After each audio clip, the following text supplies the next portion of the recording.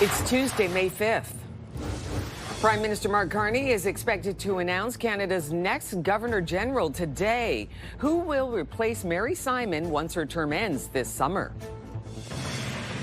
I'll say he was very calm based on the circumstance, and he was able to help out. An off-duty firefighter is being credited for his quick action that helped save a pedestrian struck by a vehicle in Centertown last week.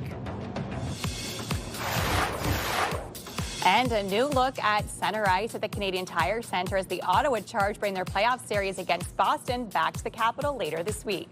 Your Morning Ottawa starts right now.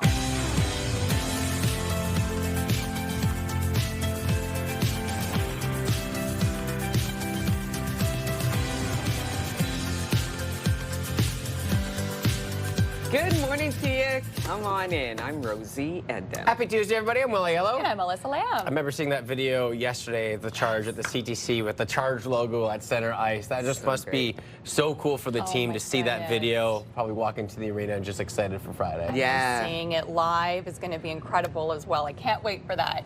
Looking good, no doubt about it, packing in the stadium as they should. We're looking forward to that. Right now, we're going to take a look at today's top stories. Prime Minister Mark Carney is expected to announce Canada's next Governor General today. Sources tell CTV News Carney will announce Mary Simon's successor this afternoon. Simon's term is set to end this summer. She became the first Indigenous person to serve as the monarch's representative in 2021.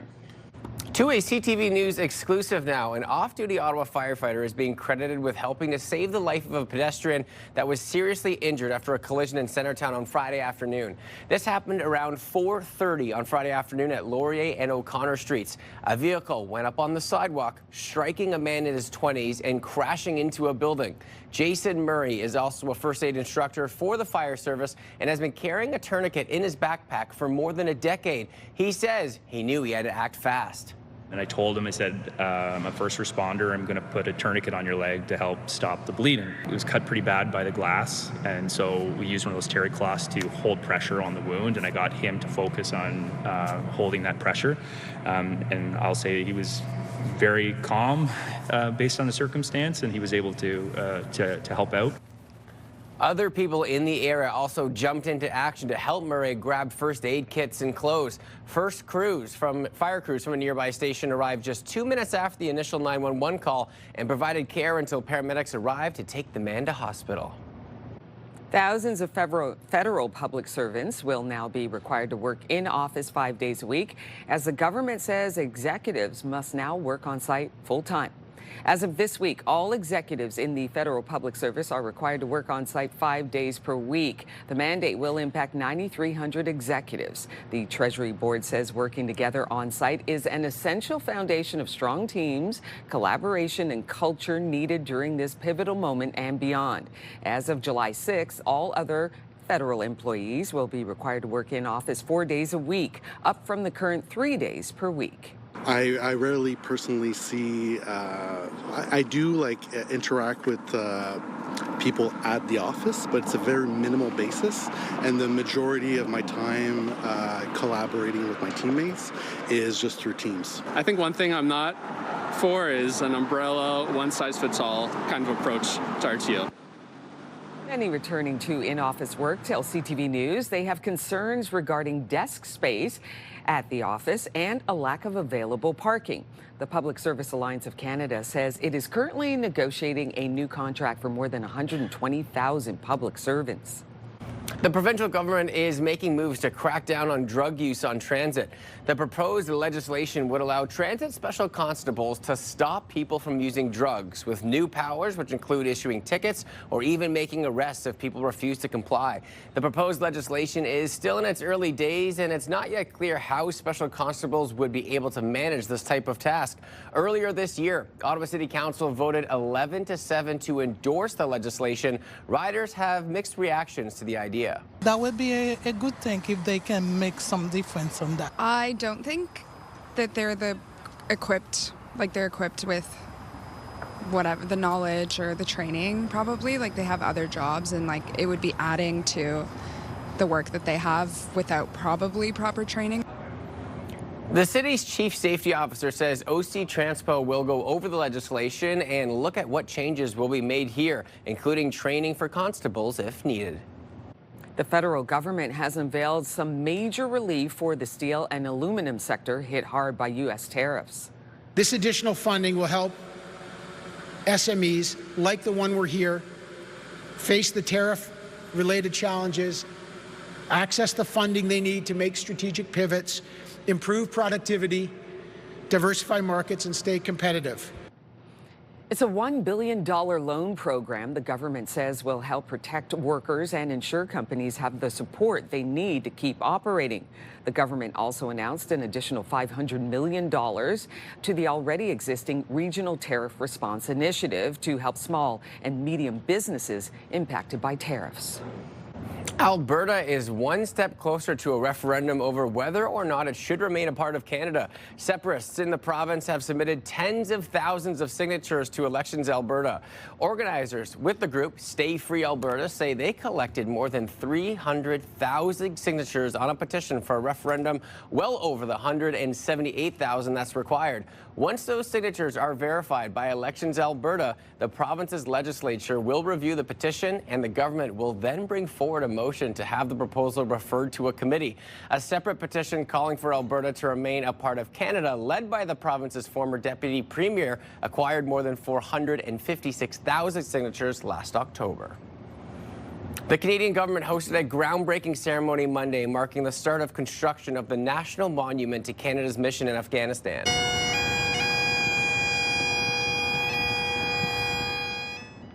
The groundbreaking marks the future site of the monument at LeBreton Flats. It'll recognize the commitment and sacrifice of thousands of Canadians who served in Afghanistan, including 158 Canadians who lost their lives between 2001 and 2014.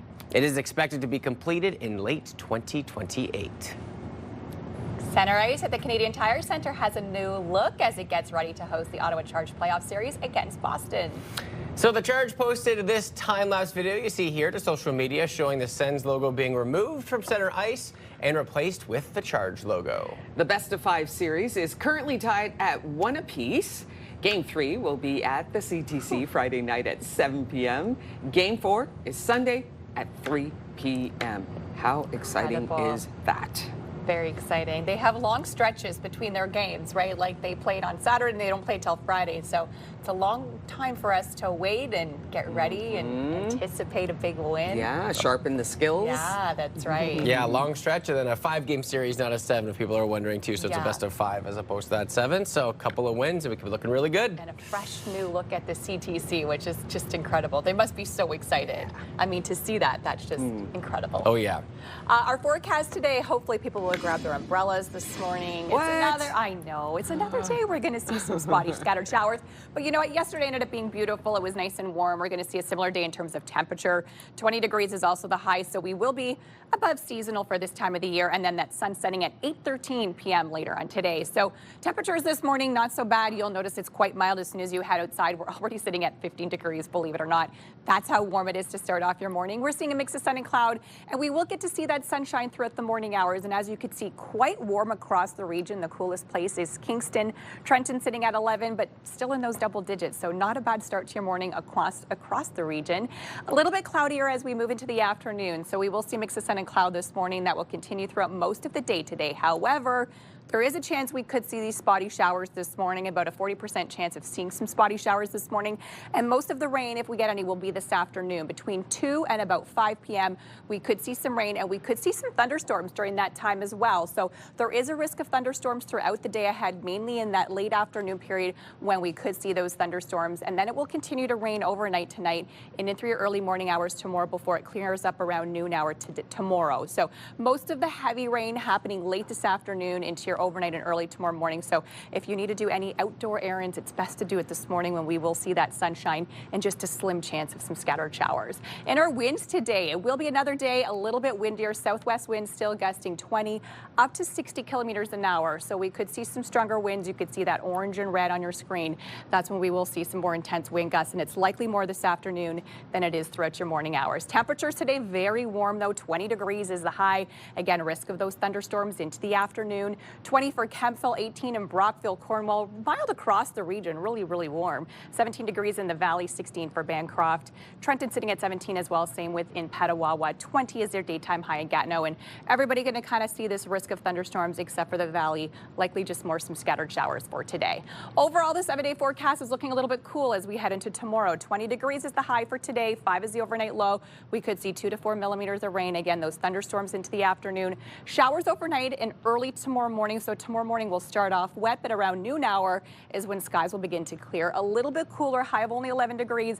Then some cooler overnight lows Wednesday and through Thursday. Temperatures will then stay below seasonal throughout the rest of the week. We won't be back to normal until Monday. Weather is brought to you by Manatic Tree. Complete tree care from start to stump. Here's a look at your drive-in this morning. So far, so good. It's smooth sailing across all your major routes and no collisions to report. Now let's check out your TSN must-see moment. Hello there, Kara Wagland in the Sports Center newsroom with your must-see moment from Monday. And for it, we take you to the pitch. Tanzanian Premier League. Check out Zambian soccer player Gladys Chama. Scores arguably the goal of the year. Certainly gravity-defying. It's a play you definitely don't see every day.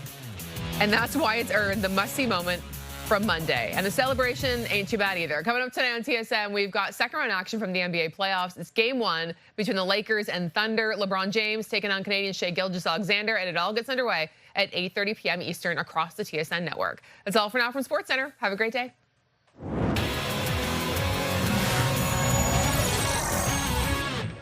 And still to come on Your Morning Ottawa. When you're calling 911, don't hesitate. You just have to do it. 3 Ottawa children receive awards for their quick thinking and bravery that helped save lives. That wonderful story coming up a little bit later on. Outside through our Centennial Glass Sky Cam, and that sunshine is starting to poke through, but Melissa letting us know the umbrellas could be the necessary item today, but temperatures will stay warm. Stay with us, 6:12 on your Tuesday. We'll be right back.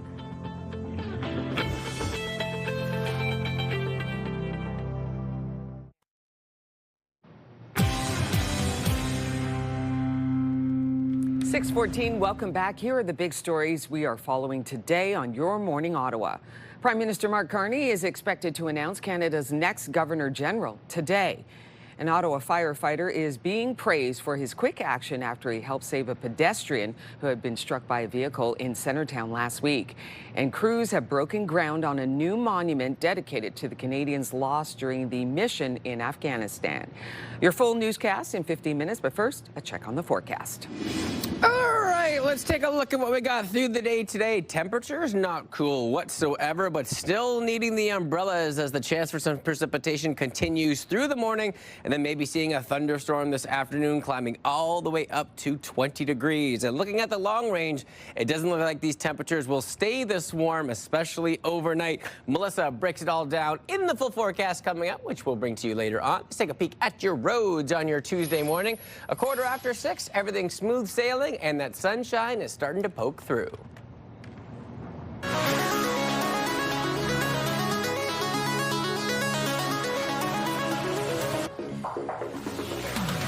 I love these kind of stories. The city is recognizing 3 young heroes who took action when it mattered most. Each child received an award yesterday for responding with bravery in a crisis and calling 911. Here's CTV's Josh Morano. When 11-year-old Kaylee Nathu's grandfather fell and hit his head, she knew she needed to act fast and be brave. When you're calling 911, don't hesitate. You just have to do it. On the other line, a dispatcher who helped Nathu stay calm and asked questions before help arrived. They're explaining to me what to do and to get a cloth to put on my grandpa's head to put on the cut. She was calm, cool, and collected, like a lot of people are not in that kind of situation. But she followed the directions very well. A scary situation for Nathu until first responders arrived, but her parents say they're proud their daughter knew who to call. She was able to call 911 and she knew she needed to help. So we're so proud of her that she was able to do that. That bravery being recognized by the city at the Children's 911 Achievement Awards, honoring Nathu, 12-year-old Chrisley Dana Julesing and 11-year-old Reem Alamad Alassan for their quick thinking during an emergency. I was pretty scared and nervous, but I decided to stay calm. Julesing called after her cousin fainted while at a birthday party. They were telling me like instructions and telling me like what to do, and then I was following and listening closely so I could actually like, save her life. And Alamad Alassan dialed 911 after she noticed her 5-year-old sister having trouble breathing. My sister has an asthma. Staying on the phone with paramedics, translating for her mother. My English has improved and like I know what to say all the time. I'm gonna like answer all the questions so easily. The award recognizes youth ages 12 and under who effectively used 911 in a crisis. They were also not only able to call 911, but to tell us where they are, what is going on, answer our dispatchers' questions. Nathu hopes her bravery will help other kids if they need to call 911 in an emergency. If you don't call, maybe they can't get the help that they need or that you need, and you need to call so you can get the right help. Josh Morano, CTV News. And I mean, in those situations too, where you might panic or not know what to do, to have the knowledge to be able to call 911 and help is just, it's amazing. I'm sitting here watching that report, feeling like a proud mama. And each one of them, I'm like, look at what you did. Yes, that's how you do it. They were nervous, but they still sprung into action to help, and that is wonderful. Yeah, our future is in great hands, isn't it, Rosie? Yes. All right, switching gears now, and we want to warn you that our next discussion touches on suicide and may be difficult for some to hear. A Canadian woman is fighting to be able to access medical assistance in dying to be an option for people with mental illnesses. Claire Elise Brazeau says that she has struggled with her mental health and wants the courts to exempt her from the current laws so a doctor can end her life. Let's check in with Bill Carroll from the Morning Rush on News Talk 580 CFRA to get his thoughts. Good morning, Bill. Well, yeah, not an easy conversation to have, is it? But it's one the courts are having, and we've already had as a society. Politically, we've made a decision. But, you know, this was always going to come. We were always going to get to the slippery slope argument here, which is used by a lot of people in issues that I don't think it's necessarily very relevant. I remember we were having debates on radio about same-sex marriage. People said, well, next thing you know, people want to marry their brother or sister. Okay, let's not be ridiculous here. But this does take us into a very delicate area. And it's interesting how much the conservatives in the U.S. are watching this debate and talking about it on social media. They think we've lost our sense of morality in this country because we allow medically assisted dying. I think most of us realize that our system is probably flawed, but better than theirs, where doctors are just quietly doing this, putting themselves at legal risk to help these poor people who are suffering. And it's easier when you can see a disease, when you can see that there's a cancer there and that there's no cure for it and it's going to end with a lot of pain. It's a lot easier to make that decision. It's never easy. But when you have mental illness where you can't see it, this is where it gets tough, and you don't want to take away the real pain that people with mental illness are suffering in. So for me, Will, I think you have to make it personal when you think about it. And you have to say, where would I draw the line in my own life, in my own family, with people that I love? And for me, the line is, if someone can still recover. So in the case of a mental illness, this woman is bipolar. There will be times in her life where she may not feel the way she feels right now. I don't know how society gets involved and helps her make a decision that she can't come back from. I think that's where I draw the line, but it is not an easy thing to do. But it's really important as a society that we figure this out, because we've started down this path. We have no choice now. Yeah, and I think you used the perfect word, Bill. You said it's a very delicate conversation, but one that I guess that we need to be having. But really appreciate you bringing this up with our show today.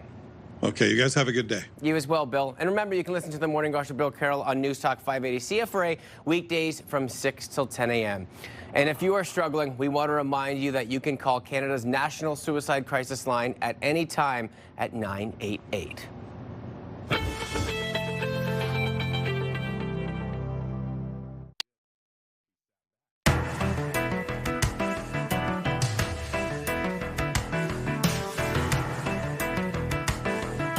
Canadian film is having a big moment with several homegrown productions finding commercial success and rave reviews around the world.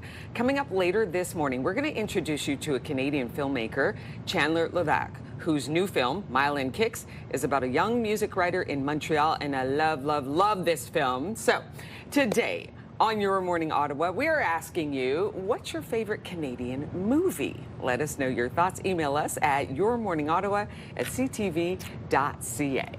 Okay, you know I had to go with the kids movie because it's what we watch at home, so I went with Snow Time.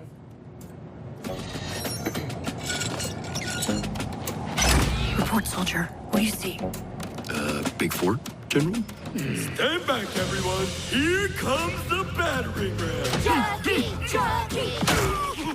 So it's basically the battle about who gets to control the fort, and there's a big snowball fight, and there's two rival teams. And the one communal person between the fight the whole time is a dog.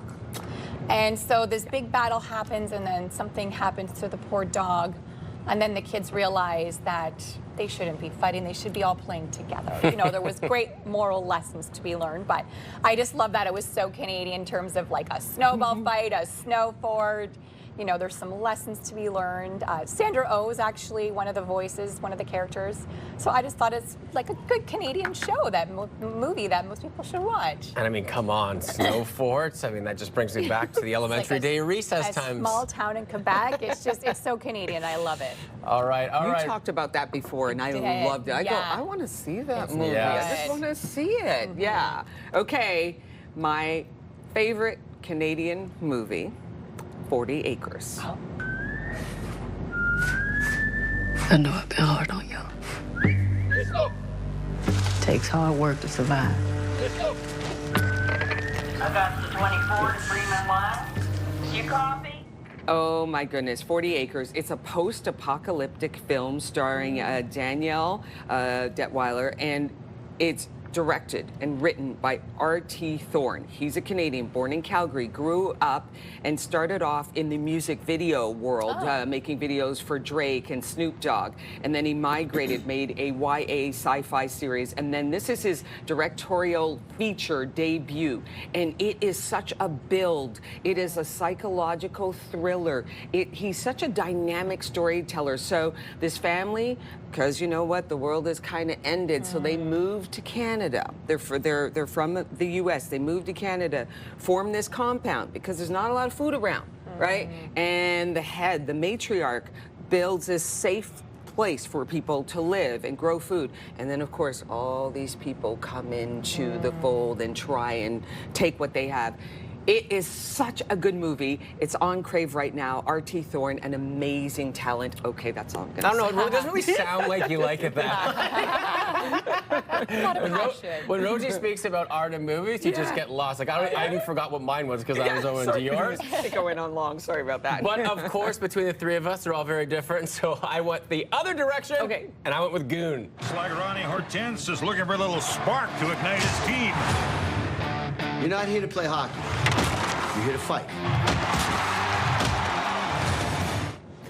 So not too much to say. Goon, hockey, brawling, making us feel as Canadian as possible. And it's just such a classic film. Grew up loving hockey as well. I got to tell you, I love that movie. It is a good one. Really good. Funny. And he's just so funny, right? When he plays like this, he's like the enforcer, but he's like this soft character. Yeah. Jay Baershaw's in it as well, so really good stuff. I know. Listen, we're going to be hearing from you later on in the show. We're asking, what's your favorite Canadian film? Send us your comments at yourmorningottawa@ctv.ca. Coming up in the 7 o'clock hour, we introduce you. What night is it? We introduce you to the filmmaker behind I Like Movies and Mile End Kicks, as well as a new comedy on Netflix called Roommates.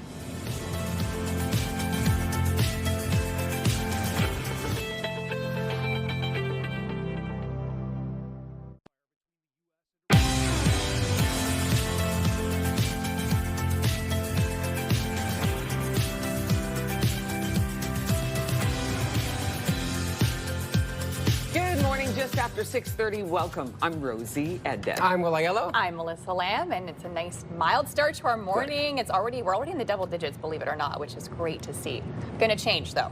Gonna change. You always knew. Cooler. It's going to get a little cooler tomorrow. Today is going to stay nice and warm, thank goodness, but your full forecast details coming up in a few minutes. All right, we're going to get to today's top stories for you right now. Prime Minister Mark Carney is expected to announce Canada's next Governor General today. Sources tell CTV News Carney will announce Mary Simon's successor this afternoon. Simon's term is set to end this summer. She became the first Indigenous person to serve as the monarch's representative in 2021. To a CTV News exclusive now, an off-duty Ottawa firefighter is being credited with helping to save the life of a pedestrian that was seriously injured after a collision in Centertown on Friday afternoon. It happened around 4:30 at Laurier and O'Connor Streets. A vehicle went up on the sidewalk, striking a man in his 20s, and then crashed into a building. Jason Murray is also a first aid instructor for the fire service and has been carrying a tourniquet in his backpack for more than a decade. He says that he knew he had to act fast. And I told him, I said, I'm a first responder. I'm going to put a tourniquet on your leg to help stop the bleeding. It was cut pretty bad by the glass. And so we used one of those terry cloths to hold pressure on the wound. And I got him to focus on holding that pressure.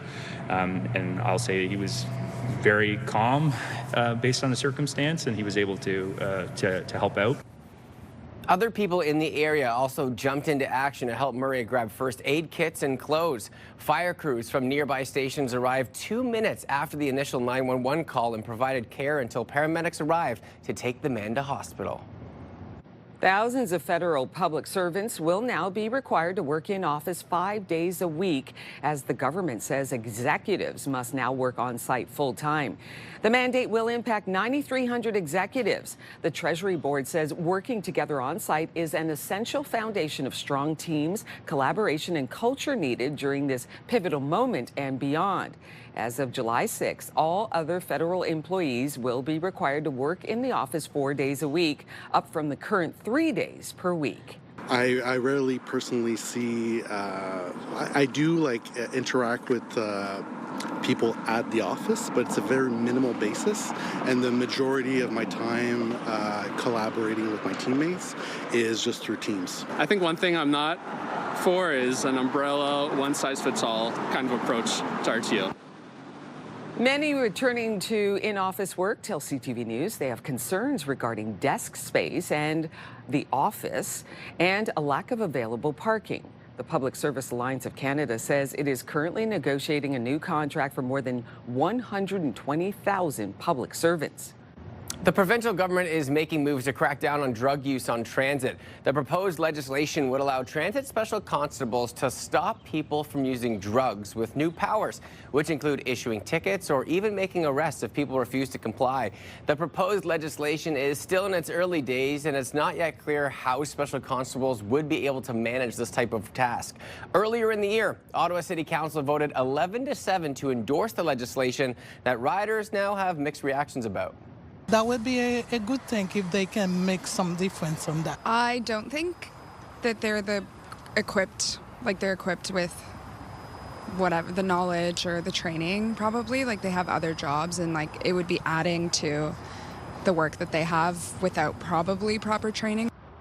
The city's chief safety officer says OC Transpo will go over the legislation and look at what changes will need to be made here, including training for constables if needed. The Canadian government hosted a groundbreaking ceremony on Monday, marking the start of construction of the National Monument to Canada's mission in Afghanistan.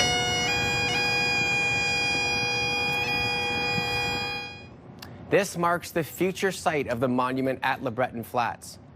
It will recognize the commitment and sacrifice of thousands of Canadians who served in Afghanistan, including 158 Canadians who lost their lives between 2001 and 2014. It's expected to be completed in late 2028.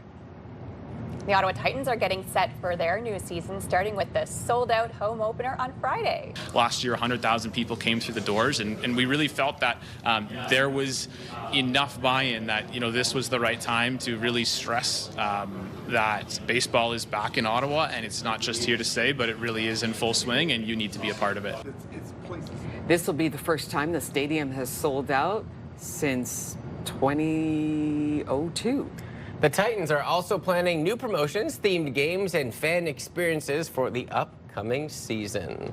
Incredible. And you know they were working so hard to get that game like that, right? And it's such a wonderful thing in our city, very inexpensive to go and take the family, and just so great for the team. And great deals once you're there. I know they have cheap hot dogs and all your fun refreshments that you can enjoy. So, and just entertainment for everybody. And I love outdoor sporting venues when you can sit outside and watch an outdoor sport. So much fun. Yeah, and it looks like, I don't know, I keep looking at the forecast Friday? too about like, when is it going to get back? Are we going to have some consistency? So the next week or so, what are we looking at? It's looking a little cool starting tomorrow, unfortunately, but it will be a little bit better by the time we head it to Friday. So at least we don't have to deal with really cold temperatures by the end of the work week. This morning, we're seeing some sun, mix of sun and cloud to start things off. Scattered showers possible, risk of thunderstorms into the afternoon.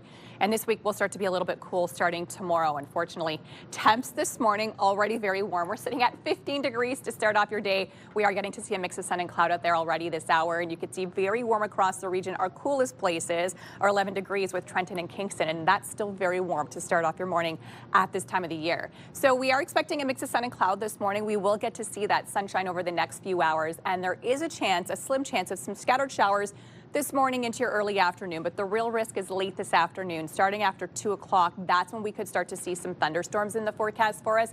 So around 2 p.m. today, you could see we could start to see some thunderstorms. Risk of that until this evening. So we could see between 2 and about 6 p.m. thunderstorm activity, so some active weather. And then after it, just some scattered showers, which will continue in through your evening overnight. And then it will clear up tomorrow around noon hour. So we are expecting a bit of a wet start to your Wednesday morning, but we will get to see that sunshine into the afternoon. Also a bit of a windy day, especially later on this afternoon. We're going to see those southwest winds gusting 20 to 60 kilometers an hour. So not too windy out there to start off your morning. It's late this afternoon that we could start to see those wind gusts, but very warm in the forecast today. 20 degrees is the high, 18 over in Cornwall, 20 for Kemptville, 18 in Brockville. So you can see temperatures really ranging from those high teens to low 20s. But for us here in Ottawa, we'll sit at 20 degrees. Same with in Gatineau, Montreal, sitting at 19 for your daytime high. So over the next 7 days, it will start to cool off starting tomorrow. 5 degrees is the low tonight. 11 is the high tomorrow. Well below seasonal. We will see some sunshine in the afternoon once that rain clears up around noon hour. Nice and sunny for Thursday, but still a little bit cooler. And then on Friday, of course, we have that Titans home opener. 12 degrees. We could see some showers in the morning, in the afternoon, more likely sunshine. So you might need to dress warmly, but overall, not a bad looking day for Friday. The weekend, a little mixture. And again, temperatures still below seasonal until we head into next week. Weather brought to you by Manotick Place Retirement Community, a community you can call home. Here's a look at your roads. This morning, traffic still moving well. We're seeing some slowdowns eastbound on the 417, starting at Bayshore in through Woodruff this morning. Riverside also seeing congestion approaching Bank Street. We're dealing with construction in that area.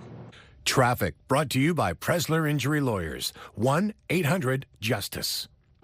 And coming up next on Your Morning Ottawa, the federal government says help is on the way for steel and aluminum producers. We'll tell you more about the major announcement coming up next, but we'll take a peek outside and see what's happening on your Tuesday morning. 6:40, maybe a chance for some showers, but temperatures feeling warm. Stay with us, the three of us. We'll be right back.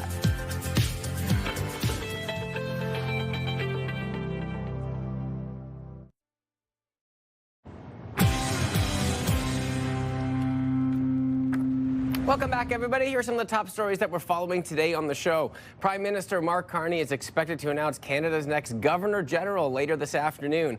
The province is looking at giving transit constables expanded powers to deal with social disorder, and the federal government has announced relief for the steel and aluminum sectors impacted by the American tariffs. Full details on that coming up. Melissa, what do the next couple of days look like in the forecast? Very nice and warm this afternoon. Already sitting at 15 degrees this morning with a high of 20 later on today. Mix of sun and cloud out there right now. Now we could see some scattered showers. Risk of thunderstorms into your afternoon. 5 degrees is the low. Still seeing that rain overnight. Early tomorrow morning, expecting some rain clearing out by noon hour. 11 is the high for Wednesday. Pure sunshine on Thursday with a high of 14. On your roads this morning, we definitely have some volume building right now. If you're heading westbound on the 417, you are seeing some volume building just past the split into downtown. And if you're heading eastbound on the 417, it's heavy from Bayshore in through Woodruff this hour.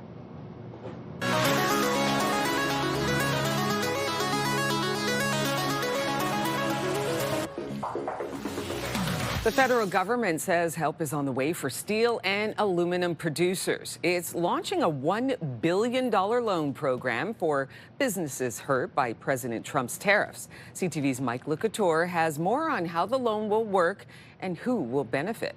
For 14 months, steel, aluminum, and copper companies have been trying not to fold under the pressure of punishing tariffs from the U.S. It's been tough for companies like Rock, which makes dump bodies for dump trucks. 90% of what we manufacture crosses the border. So for us, what's happening is really critical to our business. And many are hoping for an end to the trade war, but even senior cabinet ministers can't say if or when that will be. You don't know, I don't know.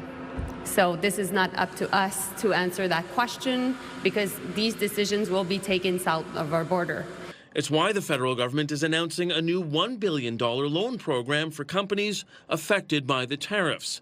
The 3-year loans will be worth between $2 and $50 million, with the first year being interest-free. Short term, our goal is to provide liquidities to companies in order for them to keep their workers. Conservatives say loans aren't the answer. We were reading this announcement today very concerned that there is no deal coming at all, and the Liberals have said nothing to the contrary. Canada's Auditor General hasn't seen details of this loan program, but in 2024, Karen Hogan's report was critical of pandemic-era business loans, saying those programs lacked value for money. And she hopes that mistake isn't repeated. So I would expect that any loan program would have a goal and an objective, and that the government would set itself out at the beginning, at the start, as they design this, to have a way to measure value for money and outcomes for Canadians. The government says there will be a process and scope for approving the loans with additional follow-up. Minister Joly added the government is working on similar relief for the forestry and softwood lumber sectors. Mike Couture, CTV News, Ottawa. Wake up and win with CTV Your Morning and beancars.ca, and we could pay your bills with a massive $20,000. Just imagine what you could do with an extra 20 grand. The possibilities are endless. So today's code word is debt. Head over to our contest page, ctvottawa.ca, or scan that QR code you see right there on your screen with all of your information, and of course include that code word debt for your chance to win. This is the Your Morning $20,000 Pay Your Bills contest brought to you by beancars.ca in Carleton Place.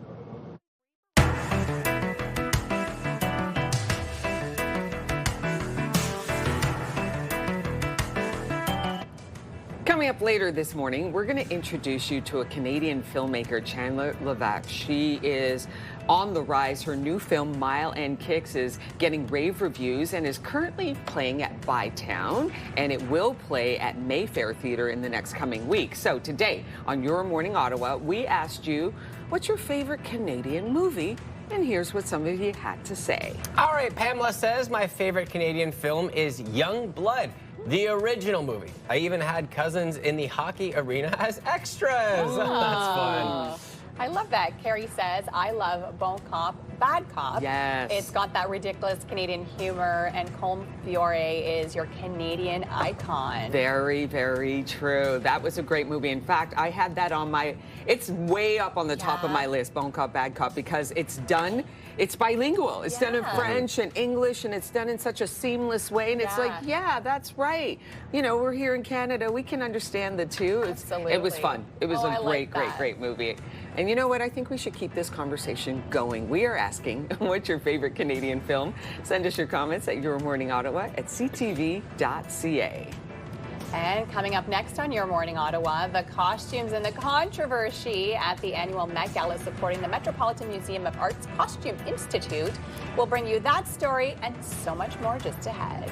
Here's a live look from our Skycam this morning, starting to see some sunshine already, sitting at 15 degrees this hour. Good morning, Ottawa. Happy Tuesday. It is 6:49.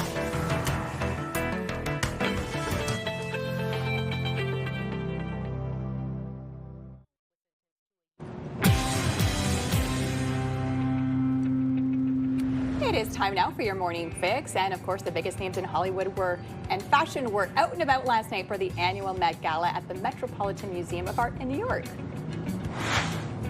Beyonce, Madonna, Rihanna, and heated rivalries Hudson Williams and Connor Story are a few of the big names who walked up the Met staircase last night. The Met Gala is a fundraiser for the museum's Costume Institute, which does not receive funding from the museum itself. This year's event, of course, wasn't without controversy. Several celebrities declined to attend this year because of Amazon founder Jeff Bezos served as honorary chair. While they didn't confirm why they didn't attend, notable absentees include Meryl Streep and Zendaya. New York City Mayor Zohran Mamdani also broke with tradition and skipped the event as well. And this year's theme was fashion is art. Yeah. So essentially, it's like just go crazy. Do whatever you want. Yeah. I saw a report that there was a lot of skin involved I can in imagine. the metropolitan small in the fashion. What's the word you like to use? Risque? Risque fashion at the gala? Yeah. But I do love watching it for the fashions because stars do go all out for this event and they do quirky things. Like you saw someone had bubbles coming out of their dress. Yeah. Like, you know, just anything goes. And I love to see how people are going to interpret the theme. I love that first conversation that you have as the artist, and then you go to the designer. I'm like, Yeah. I want bubbles. Yeah, I All want right, to work we with can make that bubbles. work. I want to work with my own skin. I got nothing. What do we got? I don't know. Yeah, so very interesting. And people living on what's been called Australia's most beautiful street are fed up with all the people coming to check out their little slice of heaven. So Kayrigong is about 2 hours outside of Sydney, and Tasman Drive is the centerpiece. This is a small town, seaside, making for a number of picturesque views. Of course, influencer selfie hunters have been flocking there, upsetting the people trying to enjoy more peaceful small town life. So now they're looking at trying to turn the street into a one-way street to stop people from attempting to stop in the middle of the road to take pictures. And others are a little more direct and leave their sprinklers on their lawns when it's busy to kind of like deter people from stopping. I mean, stunning. Look at this views. But I also get when you escape and you want a little slice of paradise and then people are just flocking to it, you're like, wait a minute. When it's your home and like your Yeah. residential street, I could definitely understand because it's probably just been nonstop. Because as soon as a location like that gets going, Yeah. the flock of people just go, And right? as soon as one influencer hits it, they all gotta hit it. So The sprinklers too. Just turn on the sprinklers from the grass to the just street. get the pavement just a little bit. Well, a health battle has forced the Queen of Country to cancel her upcoming shows. Some of the meds and treatments make me a little bit swimmy-headed, as my grandma used to say. So some of her shows in Vegas, and in a statement posted on her social media accounts, the 80-year-old country music star said she's been responding well to the meds and treatments and improving every day, citing a long-time struggle with kidney stones. And doctors do say that everything she has is treatable. I do like that. My head is swimming a little bit. That's cute. I say protect Dolly at all costs. Yes, and she 80. is a treasure, a world treasure. Still performing. I mean, that's wild. The fact that how you have that line. I had to cancel some of the residency shows in Vegas, 80 years old. It's like, take your time and do whatever you need to. Okay, it's all good. We will wait for you, Dolly. Yes. All right, contest time. CTV Your Morning Ottawa and St. Laurent Center are celebrating Mother's Day. So we are giving you the chance to win a nice $500 gift card to make your day unforgettable. Find the perfect gift and treat yourself at St. Laurent Center. Explore a wide selection of fashion, beauty, and so much more with new stores like Sephora and H&M. The St. Laurent Center, your one destination for everything that you need. Conveniently located right off the 417 with ample free parking. Make this Mother's Day truly special. Head to ctvottawa.ca for your chance to win the $500 shopping spree at St. Laurent Center. Good luck to all.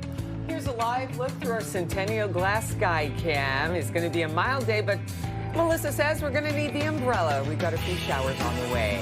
6:57, you're watching Your Morning Ottawa. We'll be right back.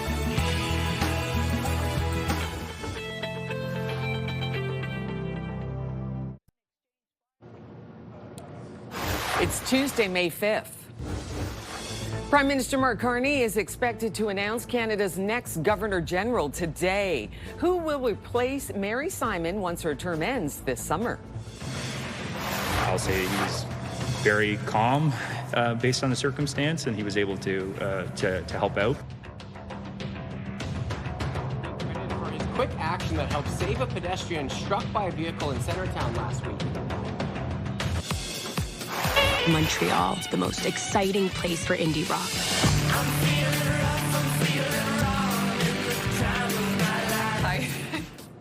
And we introduced you to Canadian filmmaker Chandler Lack, whose new movie, Miling Kicks, is in cinemas now. Your Morning Ottawa continues right now.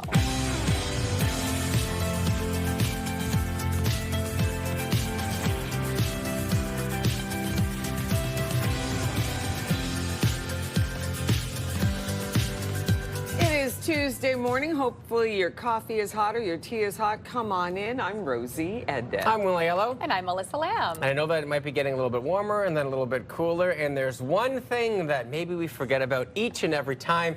Mosquitoes. Oh, yeah. They always make a comeback, and coming up in about an hour or so, we will be speaking with someone about maybe how to get those pests off your back a little bit to enjoy the wonderful outdoors. So you're not doing this and this and this. Yeah, And okay. then scratching after I they know. bite you, right? It's hard not to. It is. So I'm looking forward to that for sure. We're going to get to today's top stories right now.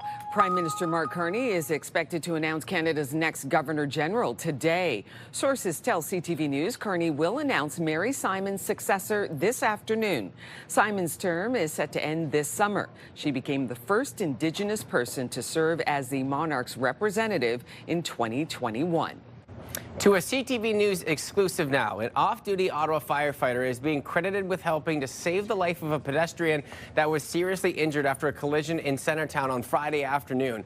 It happened around 4:30 at Laurier and O'Connor Streets. A vehicle went up on the sidewalk, striking a man in his 20s, and then crashed into a building. Jason Murray is also a first aid instructor for the fire service and has been carrying a tourniquet in his backpack for more than a decade. He says he knew he had to act fast. And I told him, I said, I'm a first responder. I'm going to put a tourniquet on your leg to help stop the bleeding. It was cut pretty bad by the glass. And so we used one of those terry cloths to hold pressure on the wound. And I got him to focus on holding that pressure. And I'll say he was very calm based on the circumstance. And he was able to help out.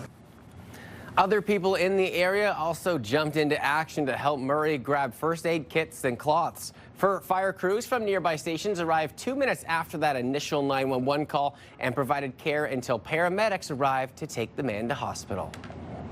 Thousands of federal public servants will now be required to work in office 5 days a week, as the government says executives must now work on site full time. The mandate will impact 9,300 executives. The Treasury Board says working together on site is an essential foundation of strong teams, collaboration, and culture needed during this pivotal moment and beyond. As of July 6th, all other federal employees will be required to work in office 4 days a week, up from the current 3 days per week. I rarely personally see, I do interact with people at the office, but it's a very minimal basis. And the majority of my time collaborating with my teammates is just through Teams. I think one thing I'm not for is an umbrella, one-size-fits-all kind of approach to RTO. Many returning to in-office work tell CTV News they have concerns regarding desk space at the office and a lack of available parking. The Public Service Alliance of Canada says it is currently negotiating a new contract for more than 120,000 public servants. The provincial government is making moves to crack down on drug use on transit. The proposed legislation would allow transit special constables to stop people from using drugs with new powers, which include issuing tickets or making arrests if people refuse to comply. The proposed legislation is still in its early days, and it's not yet clear how special constables would be able to manage this type of task. Earlier in the year, Ottawa City Council voted 11-7 to endorse the legislation. Riders have some mixed reactions. That would be a good thing if they can make some difference on that. I don't think that they're equipped with whatever, the knowledge or the training, probably. Like, they have other jobs, and it would be adding to the work that they have without probably proper training. The city's chief safety officer says OC Transpo will go over the legislation and look at what changes need to be made here, including training for constables if needed. The federal government has unveiled some major relief for the steel and aluminum sector hit hard by U.S. tariffs. This additional funding will help SMEs, like the one we're here, face the tariff-related challenges, access the funding they need to make strategic pivots, improve productivity, diversify markets, and stay competitive. It's a $1 billion loan program the government says will help protect workers and ensure companies have the support they need to keep operating. The government also announced an additional $500 million to the already existing Regional Tariff Response Initiative to help small and medium businesses impacted by tariffs. The Canadian government hosted a groundbreaking ceremony on Monday, marking the start of construction of the National Monument to Canada's mission in Afghanistan. The groundbreaking marks the future site of the monument at LeBreton Flats. It will recognize the commitment and sacrifice of thousands of Canadians who served in Afghanistan, including 158 Canadians who lost their lives there between 2001 and 2014. It is expected to be completed in late 2028. A blockbuster lawsuit in Hollywood has come to a conclusion. Blake Lively and Justin Baldoni have reached a settlement to end their legal battle over the production of their 2024 movie, It Ends With Us. The trial was supposed to begin in New York City on Lively's claim that Baldoni conspired with publicists to hurt her reputation. The battle has been tabloid fodder more than a year now and involved other big names, which includes Lively's husband, Ryan Reynolds, and Taylor Swift. It's over. Done. My goodness. I have just been seeing this, like, you couldn't even keep track anymore because it's been going on for so long, and it was this and that and this and that, so I'm glad it's over. Yeah, put a conclusion to it. I think it's about time too, right? Just to finally have it be put in the past. Move on. Yeah, agreed. Exactly. And we do have your weather picture of the day today. Christine sent this to us as a sailboat in the sky near Roddy's Bay over on the Ottawa River. Weather picture brought to you by Box Me Up. Moving, staging, renovating, just box me up. Of course, we love seeing your weather pictures, and you can be featured right here on the show. The best way to reach us is weathershots@ctv.ca. Again, that email address, weathershots@ctv.ca. Today, we're in store for another warm day, above seasonal temperatures into the afternoon. The sun will set tonight at 8:13 p.m. Currently, already warm out there. It's a little bit cloudier. We saw some sunshine earlier, but now we're seeing cloudy conditions sitting at 16 degrees to start off your morning. 15 in the Valley, 13 in Kingston. So everywhere starting to warm up this morning, which is great news, because it will be quite warm into the day ahead. We could still see some spotty showers this morning, but more likely cloudy skies with some sunny breaks in through your afternoon. We could see some scattered showers still this morning, but most of the rain we're expecting later on today. Sometime after 2 o'clock is when we could even see some thunderstorms. That will continue until about 6 p.m. So between 2 and 6, we could see some active weather on the way.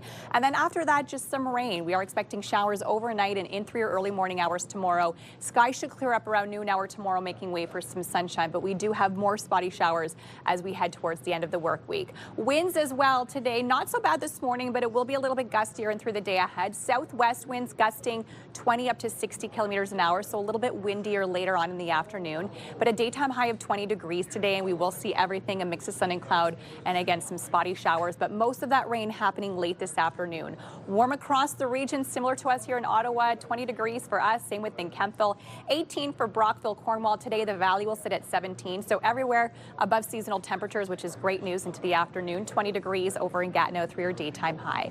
Over the next couple of days, we'll definitely see some cooler temperatures on the way, especially those overnight lows. Tonight dropping to 5 degrees. Again, we're expecting showers overnight and early tomorrow morning, clearing up into the afternoon. 11 is the high, but then overnight dropping to 1, and it will stay cool overnight on Thursday. So we have some cool overnight lows still. Lots of sunshine for Thursday. Then as we head towards the end of the work week into the weekend, still those spotty showers Friday and through Saturday. 7-day weather forecast brought to you by Davidson Hearing Aid Centers, celebrating over 80 years in family business. And here's a look at your drive-in right now this morning, and still no major issues. We're just seeing volume 417. If you're heading eastbound, it's heavy from Bayshore to Woodruff. Also a little slow on Riverside Drive. We're seeing congestion approaching Bank Street because of construction. City Councillor Jeff Leeper is officially running for mayor. Leeper registered last week as the nomination period opened. He has served the Kitchissippi ward in Ottawa since he was first elected back in 2014. And Jeff Leeper joins me now. Good morning to you. Good morning. I know probably you went through the long lists of should I not? Ultimately, you made the decision to run. Why was that? I was looking forward, actually, to leaving politics. After 12 years in Kitchissippi, I've left my mark, and it's time for some fresh voices, some fresh energy. But the residents of Ottawa keep telling me that the city is not working the way they want it to. They're not getting the services that they deserve and expect. And I feel as if, after 12 years as a city councillor, frustrated a lot of the time at trying to make a difference from that seat, that I can make a bigger difference as mayor. And you talk about the frustrations from so many members in your wards and other wards. I want to focus on our OC Transpo, our transit. It has been a mess through 2026 so far. What's happening right now, where do you see that you can make change to have that be less of a headache moving forward? Yeah, so I do want to be, absolutely fair. The LRT issues are on a path that's going to be solved no matter who the mayor is. Mark won't be able to take credit for the fix. If I were mayor, I wouldn't be able to take credit for the fix. But moving forward, we know that we need to restore the cuts that were made to OC Transpo under Mark Sutcliffe. We know that we need to make sure we're buying enough buses so that we never wind up in this place again. And I want to bring a real voice back for transit riders by putting them on the transit committee to have a real voice when the decisions are made. And when you look at the future of Line 1, are you in favor of shutting it down completely just to get it running again with the back and forth? I don't think we'll need to. Clearly the solution is to get a redesigned axle in place. There is a design for that today. We need to prototype it. We need to test it. It's going to be a long process, but it will eventually be completely fixed. I feel like the trust is going to be hard to bring back for many of our residents that take the OC Transpo. Do you think that's a fair statement? It is absolutely a fair statement. I think that's really why my promise to bring back transit commissioners who come from regular riders has resonated so well with the people I've spoken with, is they want to make sure that one of their own is at the table when we're making decisions.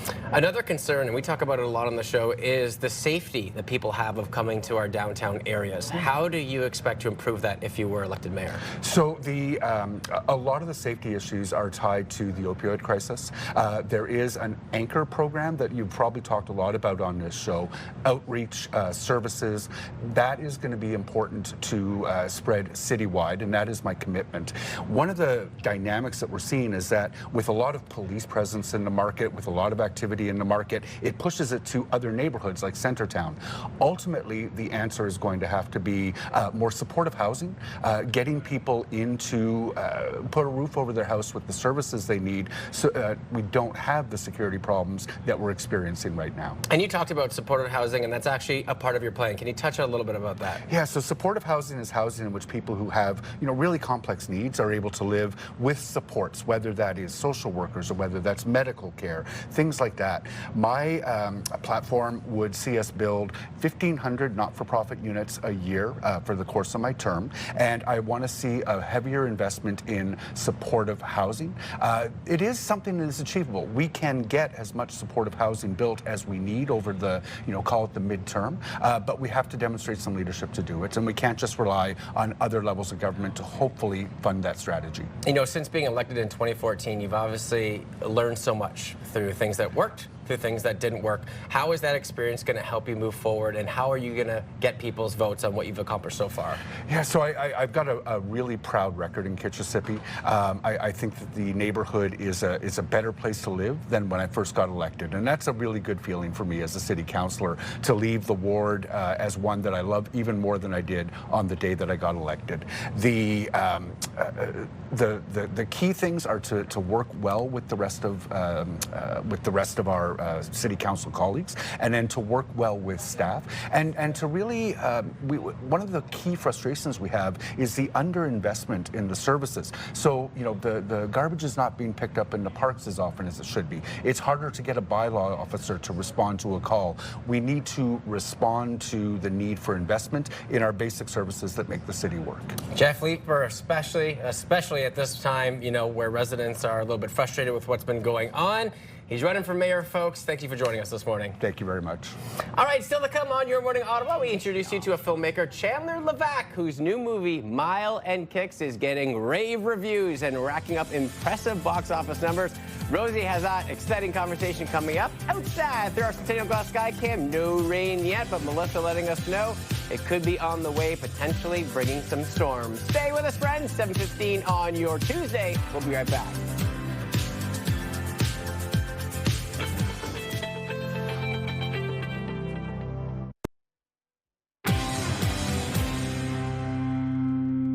You there! Why, me, sir? What night is it? It's Rejects Night! Ooh,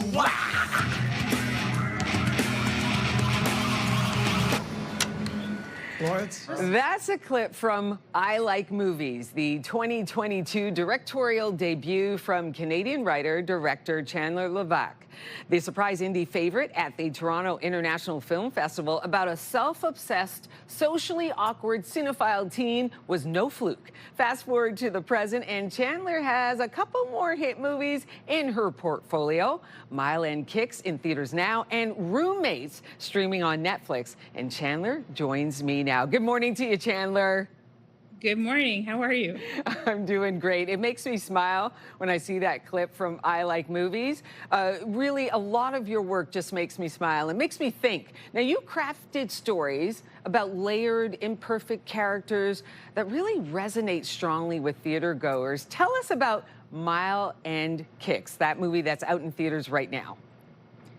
Mile and Kicks is about a 24-year-old music critic who moves to Montreal in the summer of 2011 to write a book about Alanis Morissette's Jagged Little Pill.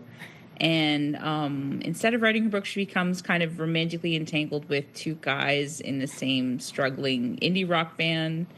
It's kind of based on my experiences as a young female music critic in, the late to early aughts, and also I don't know, I kind of wanted to make a coming of age rom-com that was full of the worst kinds of sex, drugs, and rock and roll a person could have. Why don't we take a look at Mile and Kicks? We'll take a peek right now. Montreal, the most exciting place for indie rock.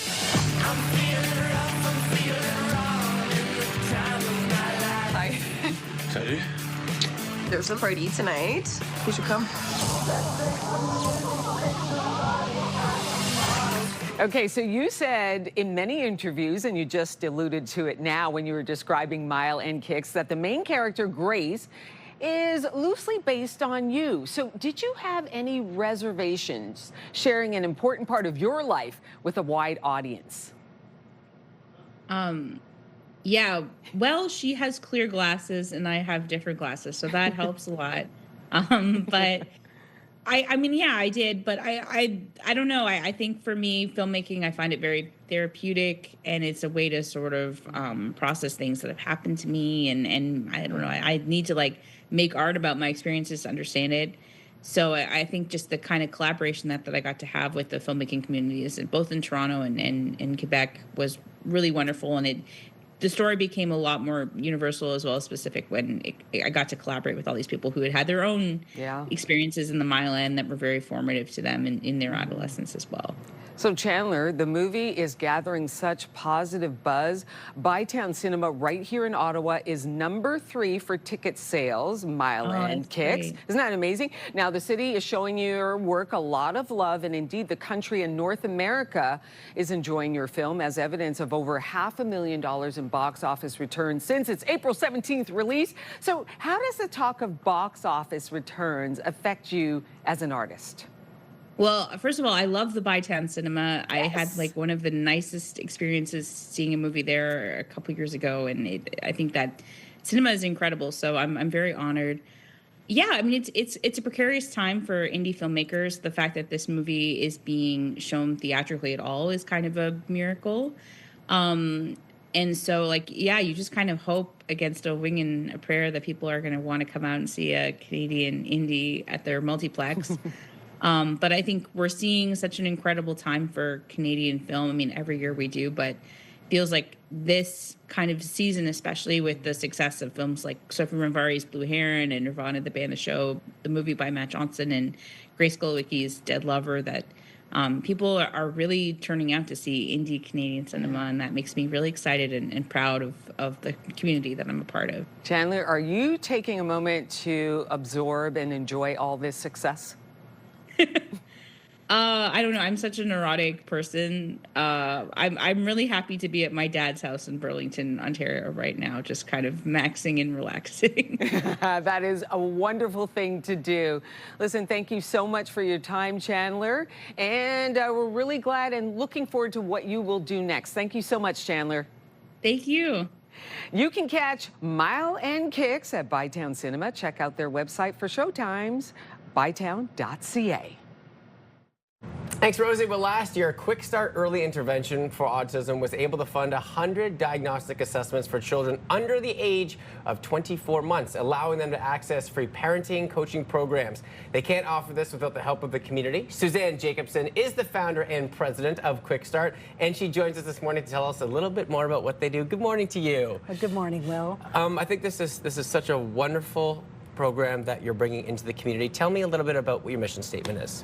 So what we want to do is we don't want wait times. We want families to understand what autism is, or even signs of autism or developmental delay, and identify their child early, pay attention to it, and then start acting on it. And you talk about early intervention. Why is it so important? What have you seen when you look at the statistics of being able to have that diagnostic a little bit earlier as opposed to later on in life? So what we see is it's literally life-changing to get in there right away, because often autism's a communication disorder and the child can't communicate. So it's not intuitive how to engage your child, and when you can engage professionals right away at the beginning, giving tips and teach you how you need to engage with your child, you can imagine the child sees you understand them. The parent's very rewarded because they understand the child understands the parent, and being able to communicate is huge. I mean, how can people get involved? Because you have a wonderful golf tournament. I know it may be a little bit rain-filled today, but looking ahead to some brighter days in the future,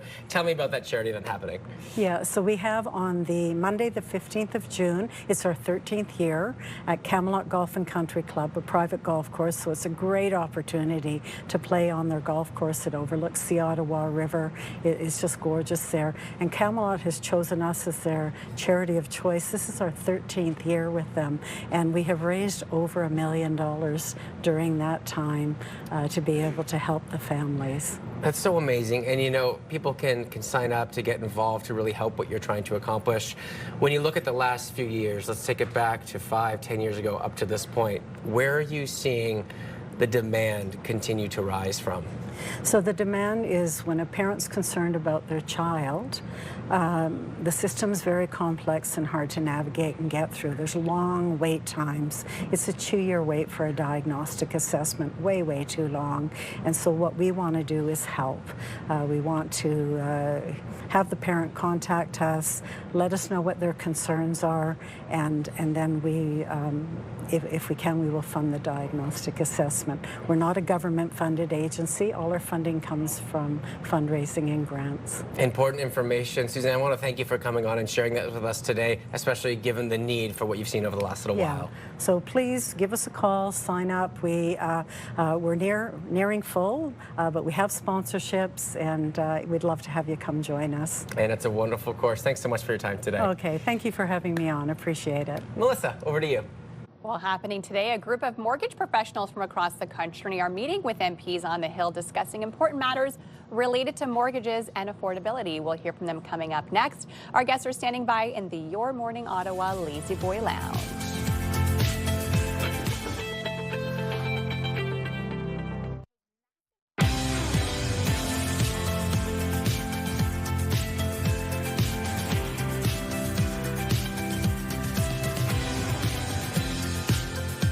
Good morning to y'all. Come on in. I'm Rosie Edda. Happy Tuesday, everybody. I'm Will Aiello. And I'm Melissa Lamb, and a bunch of brokers from across the country will be on Parliament Hill today. So we're going to talk to a few of them and get some discussions on why they will be here and what they're hoping to get from it. Looking forward to that. That's coming up a little bit later. First off, we're getting to today's top stories. Prime Minister Mark Carney is expected to announce Canada's next Governor General today. Sources tell CTV News Carney will announce Mary Simon's successor this afternoon.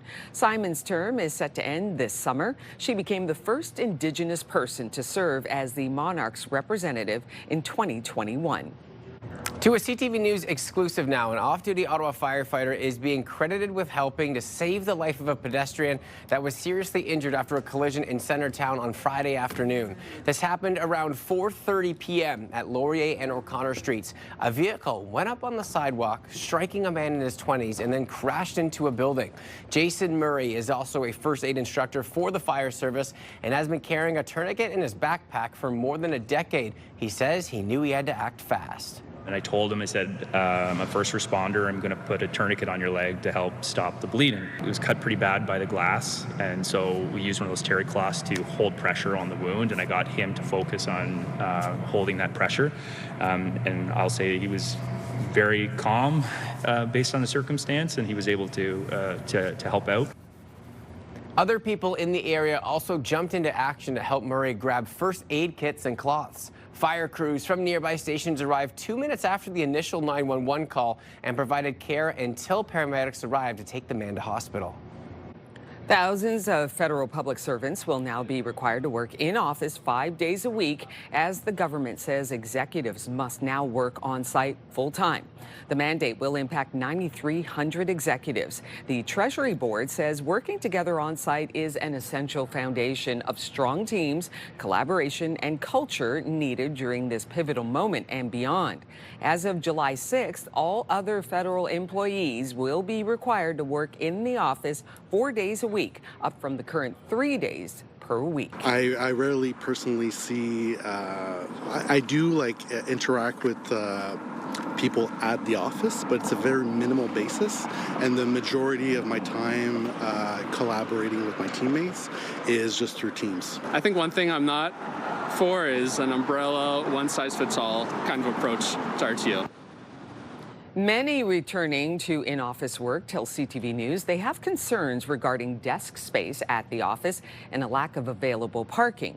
The Public Service Alliance of Canada says it is currently negotiating a new contract for more than 120,000 public servants. A cruise ship with confirmed cases of hantavirus is still waiting off Cape Verde's coast in the Atlantic Ocean while medical personnel care for sick passengers on board. The World Health Organization now says it suspects human-to-human transmission on the ship. WHO, together with authorities in Cabo Verde and the Netherlands, and the ship's operators, are working to evacuate the 2 sick people on board to the Netherlands for medical care.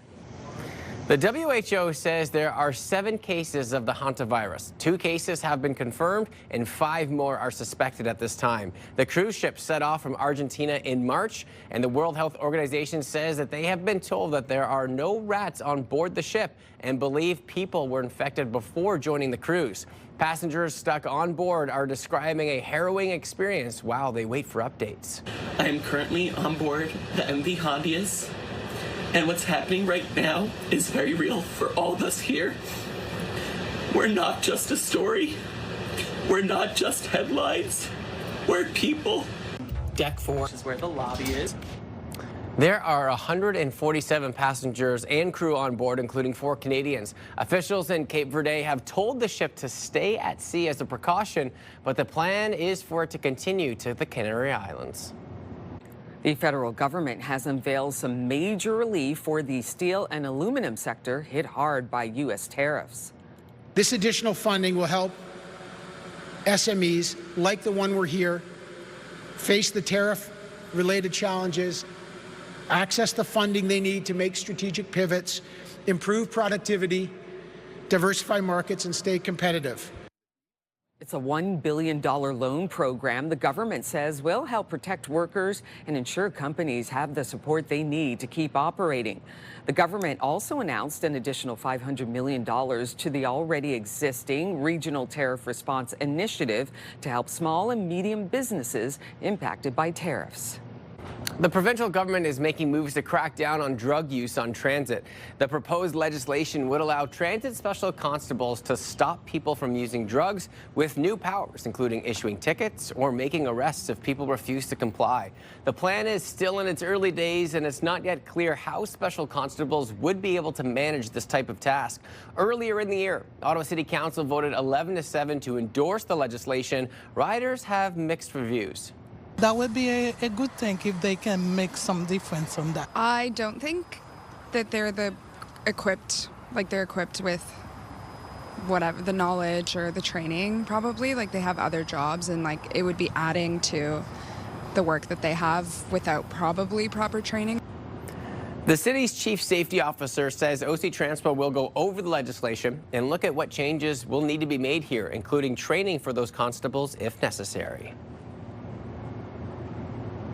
Center Ice at the Canadian Tire Centre has a new look as it gets ready to host the Ottawa Charge playoff series against Boston. Yeah, the Charge posted this time-lapse video you see here to social media showing the Sens logo being removed from Center Ice and having it being replaced with the Charge logo. The best-of-5 series is currently tied at 1 game apiece. Game 3 will be at the CTC Friday night at 7.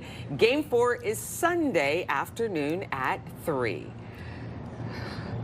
Come such a long way in such a short period of time, the PWHL. I mean, here we are, we're excited, we're talking about it. No doubt they're going to pack the CTC and they're in the playoffs, the Ottawa Charge. I'm very excited for them and for the whole league, really. It's so amazing, and I remember those final games, even at the Sens game, they put up the Charge score of when they clinched on the Saturday. Really? And the arena erupted, so I think that's just a small taste of what's to come for Friday. Very nice indeed. All right, we're going to take a look at your forecast with Melissa.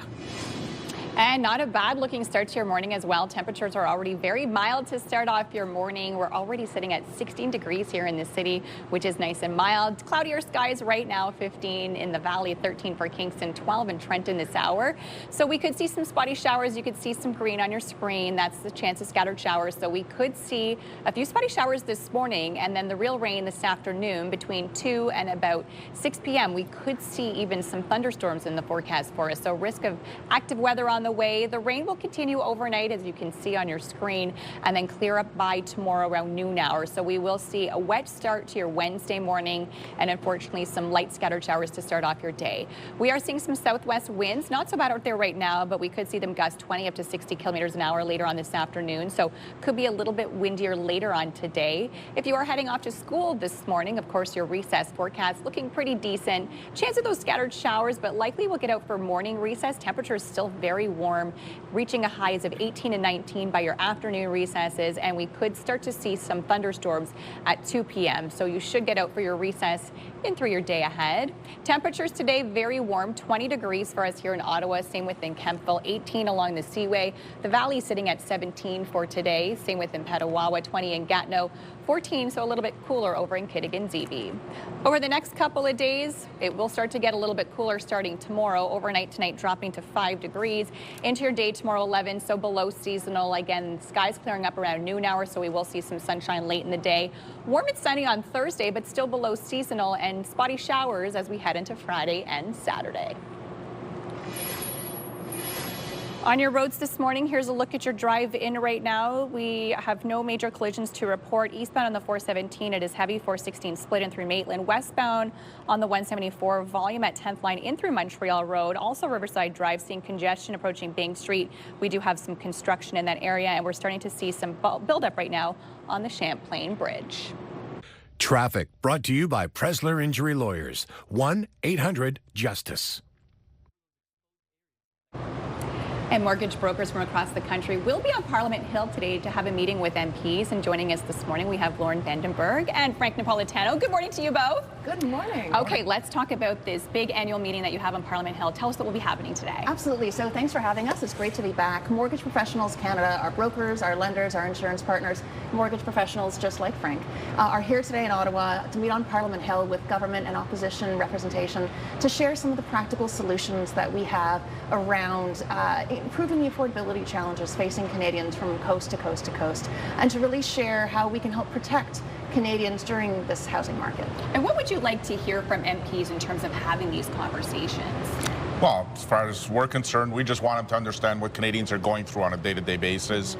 Even double-income, hard-working couples are struggling to get across the finish line. You know, they're working and they barely have anything left over to do other things at the end. And we need, at least on the mortgage side, I believe, we need some more flexibility for Canadians to be able to stay in their homes, or for young Canadians to be able to get into home ownership. Would you like to see some changes with the amortization of 30 years? So yeah, we're actually here to yell about three things, politely, mind you. One is how to best combat mortgage fraud through a CRA-enabled, CRA-supported income verification tool. The other two are, just like you said, looking to extend 30-year amortizations for all insured mortgages, and also extending GST relief to all new homes, because putting more money back in the pockets of Canadian families, especially in this economy, especially in this cost of living crisis that we're seeing, it really is about leveling the playing field and making sure that there's a competitive market for our housing economy. In terms of affordability, is this kind of the #1 concern you're hearing from your customers day in, day out? By far. I mean, you know, people that are coming up for maturity that took out a mortgage 5 years ago, their number starts with a 1 or 2. Now they're having to go into a 4. And as much as payments don't double, most customers, when I talk to them, she goes, oh my God, we can't afford double the payments. They're not going to double, but $400 or $500 a month is $400 or $500. Oh, yeah. No. That's at a car the grocery payment, store, right? at a car payment. So all of a sudden, daycare. It does impact everything so much. Absolutely. So what are you hoping to hear back from MPs today with these discussions? We're hoping that they will be receptive and enthusiastic about, again, these practical solutions that we're offering, because I think what really will make the most difference for Canadians in their family budgets as they start planning for summer camp, like, do not get me started on the cost of summer camp, right? And being able to move forward and build on some of the really great momentum we've seen, whether it's income verification in the fall economic statement or the federal 2024 budget. There was really a lot of positive enthusiasm around that, and we're here to make sure that the government sort of keeps its foot on the pedal. And can you elaborate more on what you're hoping to cover with fraud? Because you mentioned it, that's one of your concerns. Yes. So fraud is probably our biggest concern right now in the market. We are seeing 30% fraud above and beyond what we saw pre-pandemic. And for so many Canadians, no matter where they are in their home buying journey, it can be the largest and often the scariest financial purchase that they're going to make in their whole lives. And fraud undermines trust in the mortgage process. It drives up housing prices, and it hurts those honest Canadian home buyers who are looking to put a home and a roof over their family's head. So having a CRA-enabled income verification tool to help stamp out fraud virtually overnight would make a tremendous difference in not just the mortgage sector, but the housing market overall. Amazing. Well, thank you both for taking time out of your busy day to join us this morning. We truly appreciate it. And of course, if you want more information, you can head to the website mortgagebrokersottawa.com. Got it. Thank you again for joining us today. Rosie. Coming up next on Your Morning Ottawa, we learn more about a campaign that was inspired by one Ottawa father's grief and how he is raising awareness of the national opioid crisis in our country, and how you can support On the Road for Mental Health. That is coming up just ahead. Here's a live look through a Centennial Glass sky cam. Bit of an overcast start to your day. You might need the umbrella. Melissa's calling for some showers. 7:44. We'll be right back after this.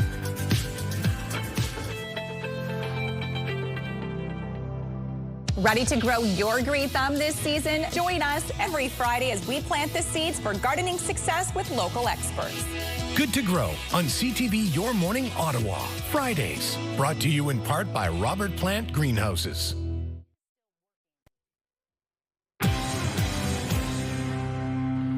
Welcome back to Your Morning Ottawa.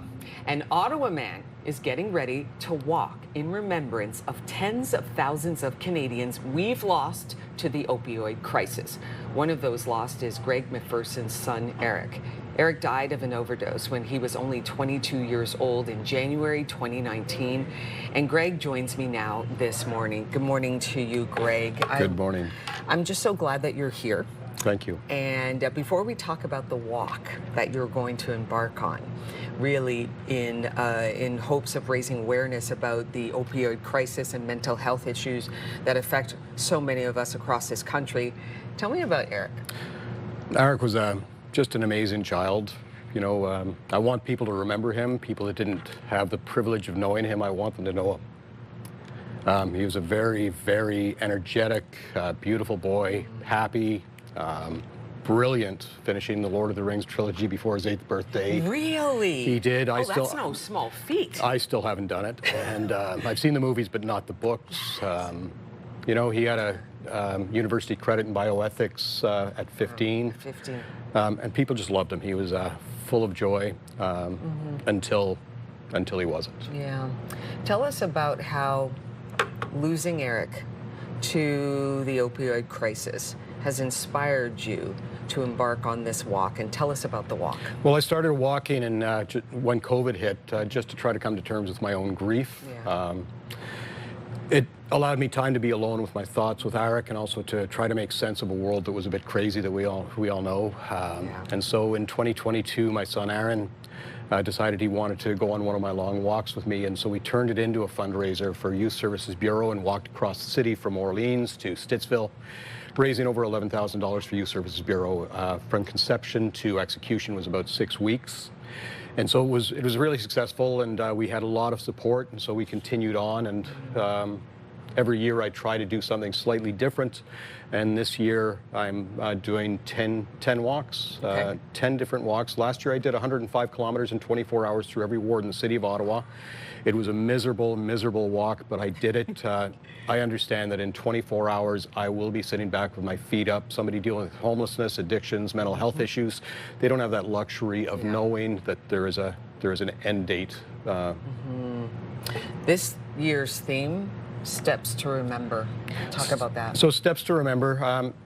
On April 14th, 2016, BC became the very first province to declare a public health emergency in relation to the opioid crisis. In addition, in 2016, they started tracking opioid deaths, emergency department visits, by creating a national surveillance system. It was launched by the Public Health Agency of Canada. So to mark the 10 years, I'm going to do 10 separate walks. And this year, the theme is to remember everybody who's been lost. So currently, in the first 9 years and 9 months, the stats aren't in for the last 3 months of 2025, there's 55,302 people were lost in Canada. So each of my walks will have one step in memory of each person who has been lost. So 55,302 steps is approximately 42 to 44 kilometers. Greg, you're going to embark on this walk. People can get involved, they can donate, they can get some more information on mental health issues at otr4mentalhealth.com. Is that correct? That's right. So donations have been slow this year. I know it's hard. Everybody's in a situation with the rising gas costs, rising food, but people who are dealing with homelessness, addictions, mental health issues, it truly affects them. Greg McPherson, thank you very much for all that you're doing on the road for mental health. That's the name of the walk, and continued success in raising funds to raise awareness about the mental health issues that plague so many of us across this country. Thank you very much for your time this morning. If you are struggling with your mental health or addiction, the Ottawa Distress Center is there for you. You can contact them 24/7 at 613-238-3311. Melissa. Coming up next on Your Morning Ottawa, mosquito season is off to an early start according to some experts. And we're going to help you keep your backyard oasis peaceful and bite-free. We get some tips for warding off the nasty pests just ahead.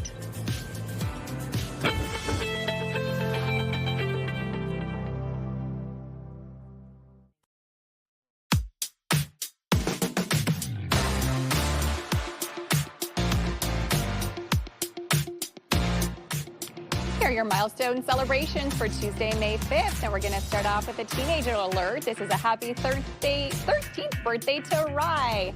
Have a wonderful day. Love Mom, Dad, your little sister Ro, and all of your family and friends. We have a happy 10th birthday. This is to Henry. Lots of love from Grammy, Papa, and Davy, the dog. Happy 9th birthday, Alec. Lots of love from Lily, Mom, Dad, and all of your family who say they are so proud of the amazing young man that you are becoming. And we have a happy birthday to Phoenix, who is turning 6 today. Had the happiest of birthdays from Mummy, Daddy, your brother Orion, Birdie, and Marshmallow. We also have a happy 53rd anniversary to Barry and Linda Conlin, who love watching the show. They are always busy celebrating everyone else. So hopefully today they'll take a little time for themselves to celebrate each other. This is with love from your family. And congratulations from all of us here, Barry and Linda. And thanks for watching each and every day. And of course, if you have a milestone, celebrate it with us. Send your birthday announcements for kids turning 13 or younger, and for those turning 100 years or more. Wedding anniversaries as well. For those celebrating 50 years or more, all you have to do is send us an email, ottawa.milestones@ctv.ca, and we'll be sure to get your announcement on the air. And wake up and win your way with CTV Your Morning and beancars.ca. We could pay your bills with a massive $20,000. Just imagine what you can do with an extra 20 grand. The possibilities are endless.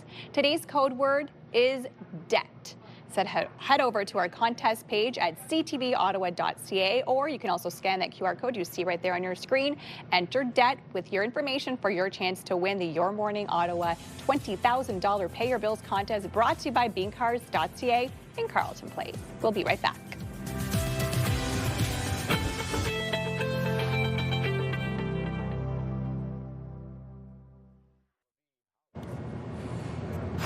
It's Tuesday, May 5th. Prime Minister Mark Carney is expected to announce Canada's next Governor-General today. Who will replace Mary Simon once her term ends this summer? I'll say he was very calm based on the circumstance, and he was able to help out. And a local firefighter off duty comes to the rescue of one civilian that was involved in a car accident. And the mosquitoes are here early. We get some expert tips on keeping them away from your backyard this spring. Your Morning Ottawa continues right now.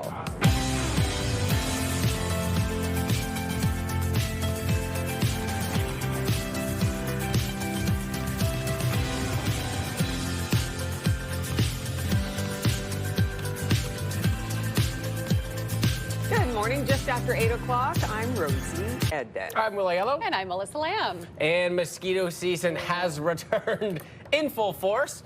And it's funny because we get so excited to finally get outside, maybe have some dinner or lunch outside, and then those nice pests just ruin it for us, don't they? I know, you're happy to shed some layers, finally taking off the coats, and then you gotta As soon as you hear it, and you're like, no, I forgot about those. They always come by. Well, we'll come up a little bit later on. We'll actually be talking with Tom Bourne, talking about how we can make our time outside a little more enjoyable with those mosquitoes around. But first, we're going to get to today's top stories.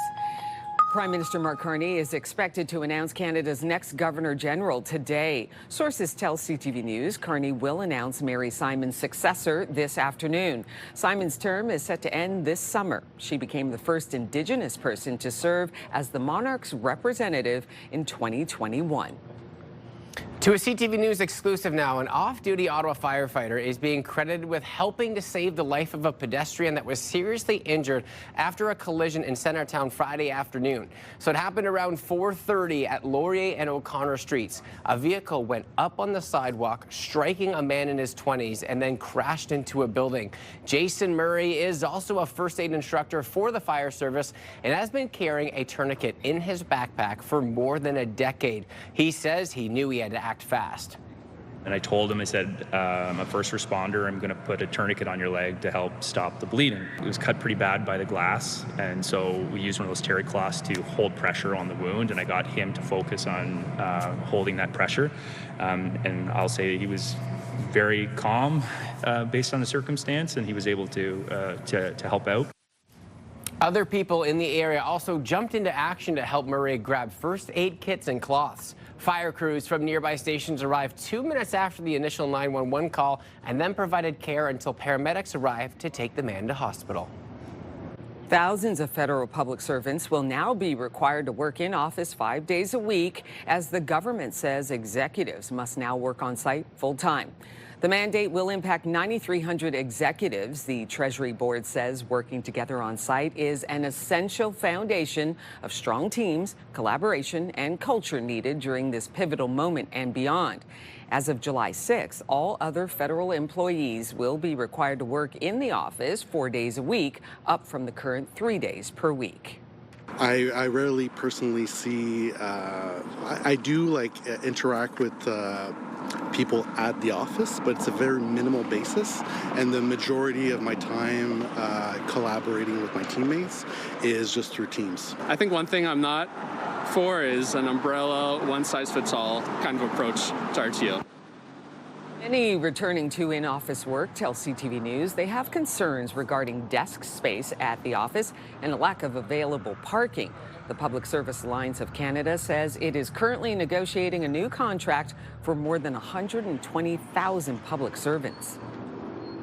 A cruise ship with the confirmed cases of the hantavirus is still waiting off Cape Verde's coast in the Atlantic Ocean while medical personnel care for sick passengers on board. The WHO now says it suspects human-to-human transmission on the ship. WHO, together with authorities in Cabo Verde and the Netherlands, and the ship's operators, are working to evacuate the 2 sick people on board to the Netherlands for medical care. The WHO says there are 7 cases of hantavirus. 2 cases have been confirmed, and then 5 more are suspected. The cruise ship set off from Argentina back in March. The World Health Organization says that they have been told there are no rats on board the ship, so they believe people were infected before joining the cruise. Passengers stuck on board are describing a harrowing experience while they wait for updates. I am currently on board the MV Hondias. And what's happening right now is very real for all of us here. We're not just a story. We're not just headlines. We're people. Deck 4. There are 147 passengers and crew on board, including 4 Canadians. Officials in Cape Verde have told the ship to stay at sea as a precaution, but the plan is for them to continue to the Canary Islands. The federal government has unveiled some major relief for the steel and aluminum sector hit hard by U.S. tariffs. This additional funding will help SMEs like the one we're here face the tariff-related challenges, access the funding they need to make strategic pivots, improve productivity, diversify markets, and stay competitive. It's a $1 billion loan program the government says will help protect workers and ensure companies have the support they need to keep operating. The government also announced an additional $500 million to the already existing Regional Tariff Response Initiative to help small and medium businesses impacted by tariffs. The provincial government is making moves to crack down on drug use on transit. The proposed legislation would allow transit special constables to stop people from using drugs with new powers. That includes issuing tickets or making arrests if people refuse to comply. The plan is still in its early days, and it's not yet clear how special constables would be able to manage this type of task. Earlier in the year, Ottawa City Council voted 11-7 to endorse the legislation. Riders have mixed reactions. That would be a good thing if they can make some difference on that. I don't think that they're equipped with whatever, the knowledge or the training, probably. Like, they have other jobs, and like it would be adding to the work that they have without probably proper training. The city's chief safety officer says OC Transpo will go over the legislation and look at what changes will be made here, including training those constables if necessary. The Canadian government hosted a groundbreaking ceremony on Monday, marking the start of construction of the National Monument to Canada's mission in Afghanistan.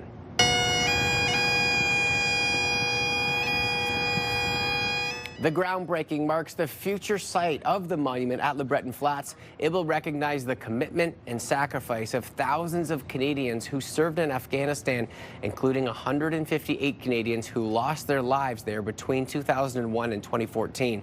It is expected to be completed in late 2028. The Ottawa Titans are getting set for their new season, starting with a sold-out home opener on Friday.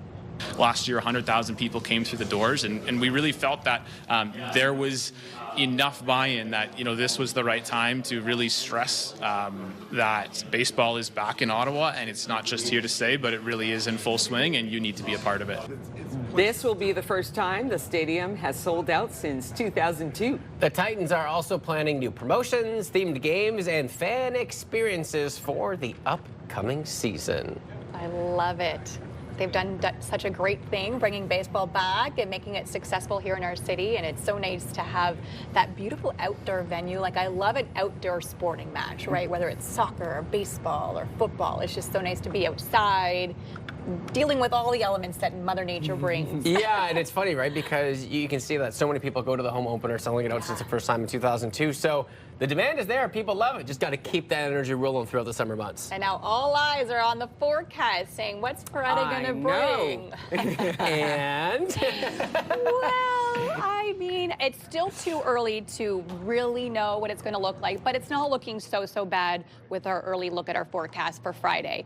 First up, though, today, what's it looking like? Well, very warm. 20 degrees is the high. The sun will be out until 8:13 p.m. today. Temperatures this morning, even really warm. It's kind of been cloudy and sunny and cloudy and sunny, but temps have stayed nice and mild.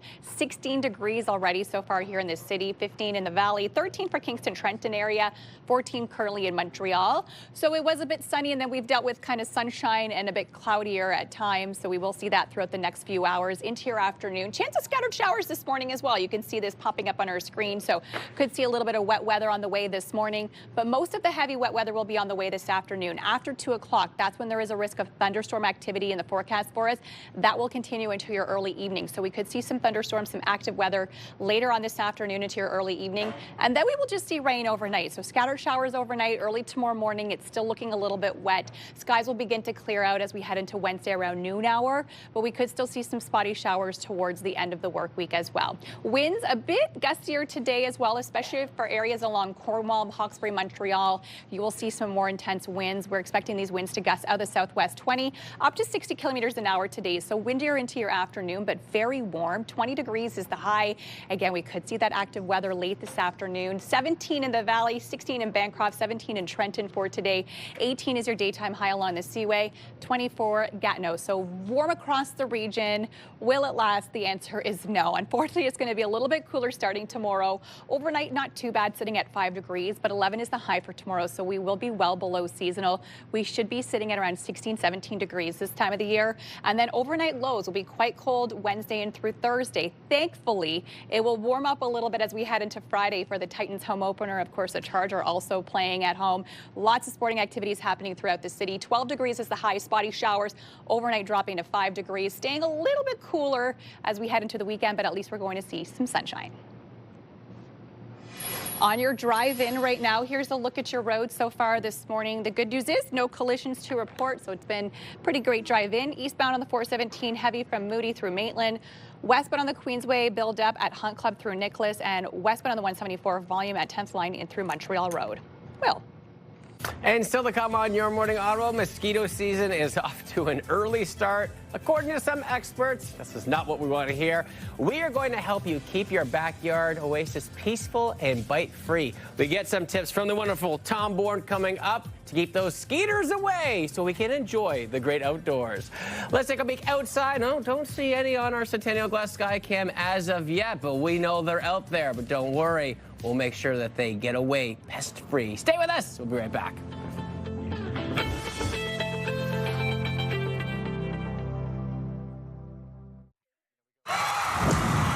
The National Capital Region is jam-packed with incredible experiences you don't want to miss. Hey, I'm Sneha Taylor, your iHeartRadio Weekender, powered by Barrhaven Ford. Get the inside scoop on all the biggest and best events every Thursday, Friday, and Saturday on CTV, Move 100, Pure Country 94, TSN 1200, and News Talk 580 CFRA. iHeartRadio Weekenders is powered by Barrhaven Ford, Ottawa's newest and largest Ford dealership, and Ontario's #1 Ford EV dealer.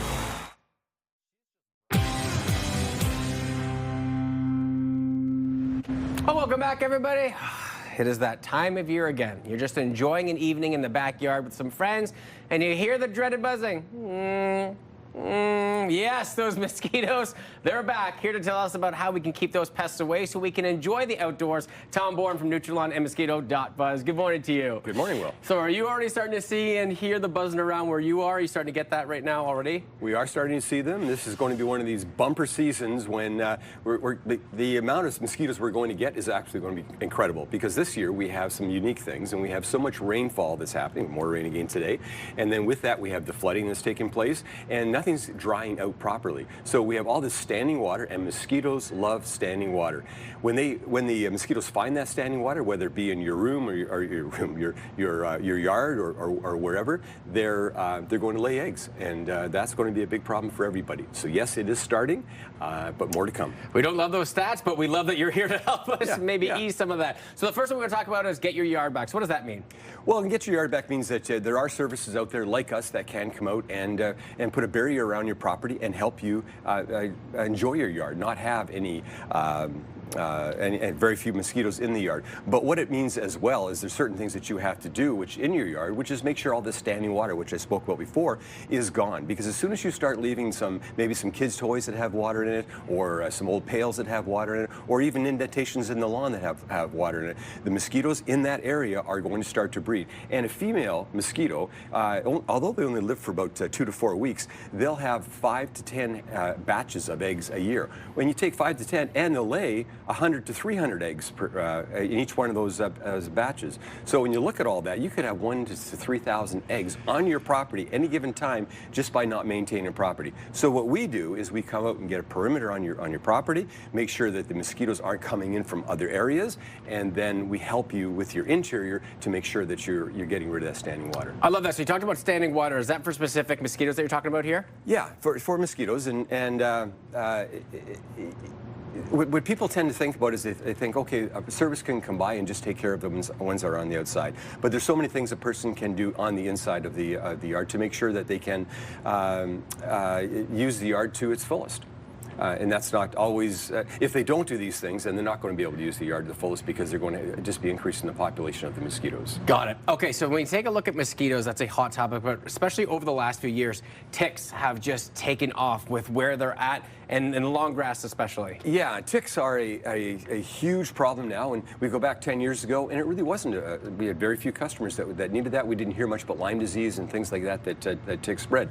And then 5 years ago, it started to take off a bit, and now, of course, it's just so prevalent, and they're all over the place. And what's happening is because the temperatures are warmer now, and the ticks are coming up from the south, especially the black-legged tick, and there's just so many more than was before. A tick is a spider, and a tick, when it overwinters, and what I mean by that is it doesn't die over the winter time. But in the spring, when the temperatures get above 4 degrees, the ticks start to move around. When you start walking through some long grasses or whatever, then the tick is going to be able to detect a blood meal, and whether it's your pet or your kid or an adult, they're going to latch on, and then they're going to bite. And when they bite, they insert that saliva, which gives you the disease. Not all ticks have diseases, but enough of them that it is going to be a problem. So what people can do on that is to make sure that they're looking at their yard, and if they have long grasses, either get a service, which we have 3 applications a year for ticks,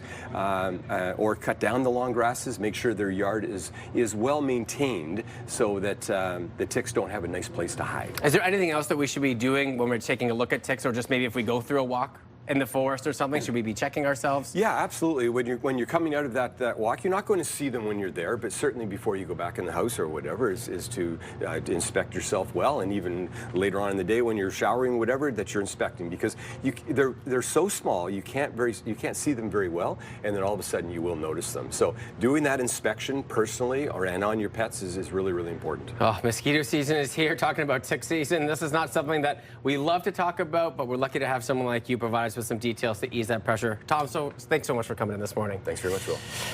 All right, we're going to be right back with a lot more to come right here on CTV Your Morning Ottawa. Be careful, and if you see those skeeters, get them quick. We'll be right back.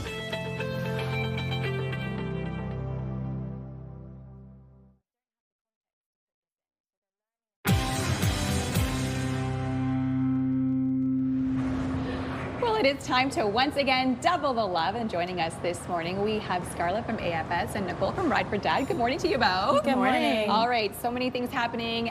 Scarlett, start with you. Tell us who you've chosen for this month. This month we chose a really, really good charity. It's Ride for Dad. It's well known in the Ottawa region, and it goes to a good cause. It's for prostate cancer. Amazing. Yes. Can you tell us more, give us more details on Ride for Dad? Yes, absolutely. The Princess Auto Ride for Dad, Ottawa, is more than just about motorcycles. It's about raising awareness for prostate cancer, which affects 1 in 9 men. Wow.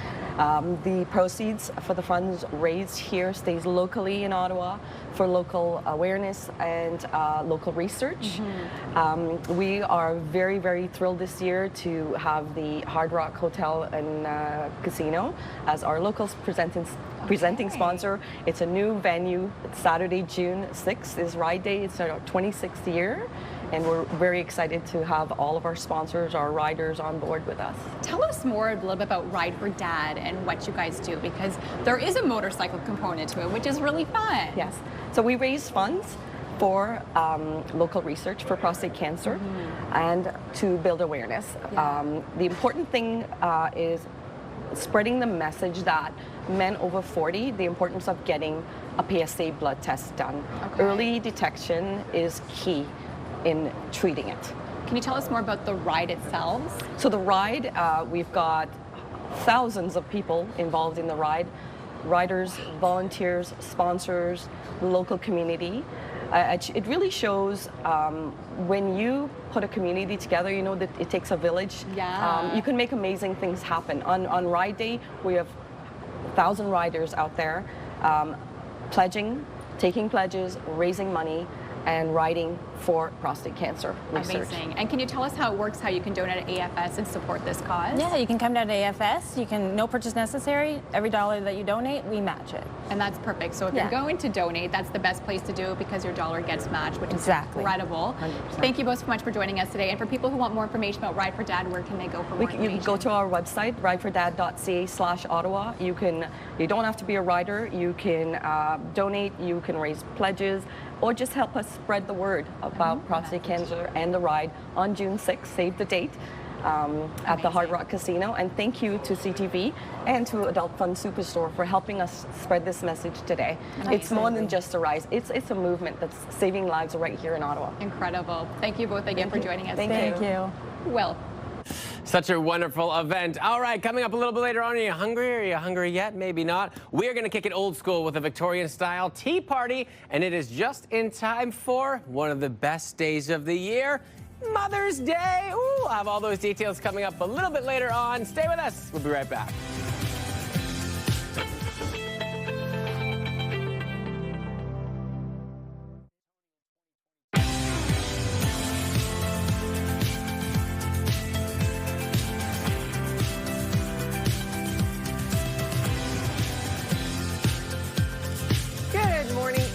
Come on in. I'm Rosie Edda. Happy Tuesday, everybody. I'm Will Aiello. And I'm Melissa Lamb. And of course, we're gearing up for Mother's Day, which is this weekend. And so we have some great ideas for you, including a Mother's Day Victorian tea, as well as some Mother's Day scents if you're in the store for a new gift. I've got my pinky up for the tea. Yes, you know. yes. I was like, is this the scent? I'm not sure what's going on.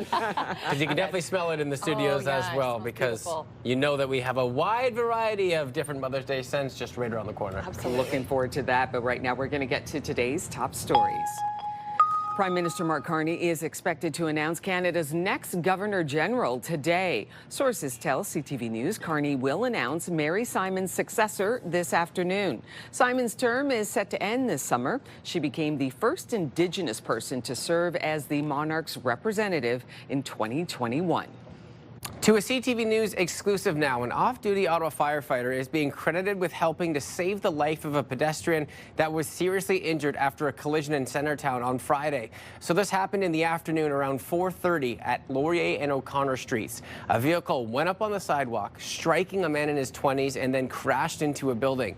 Jason Murray is also a first aid instructor for the fire service and has been carrying a tourniquet in his backpack for more than a decade. He says he knew he had to act fast. And I told him, I said, I'm a first responder. I'm going to put a tourniquet on your leg to help stop the bleeding. It was cut pretty bad by the glass, and so we used one of those terry cloths to hold pressure on the wound, and I got him to focus on holding that pressure. And I'll say he was very calm based on the circumstance, and he was able to help out.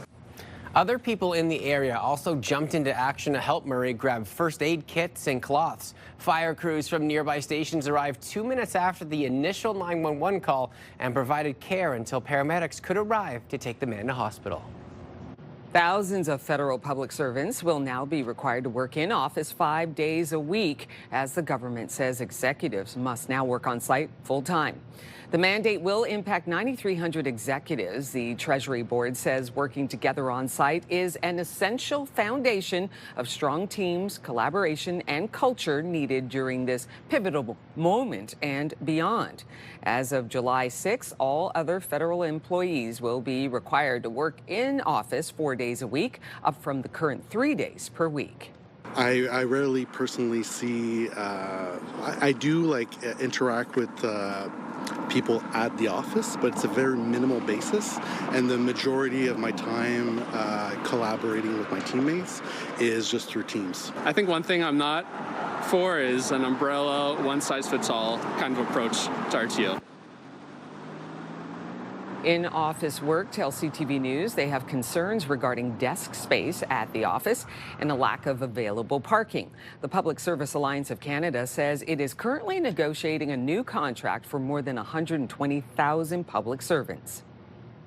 A cruise ship with confirmed cases of the hantavirus is still waiting off the Cape Verde's coast in the Atlantic Ocean. While medical personnel care for sick passengers on board, the World Health Organization now says it suspects human-to-human transmission on the ship. WHO, together with authorities in Cabo Verde and the Netherlands, and the ship's operators, are working to evacuate the 2 sick people on board to the Netherlands for medical care.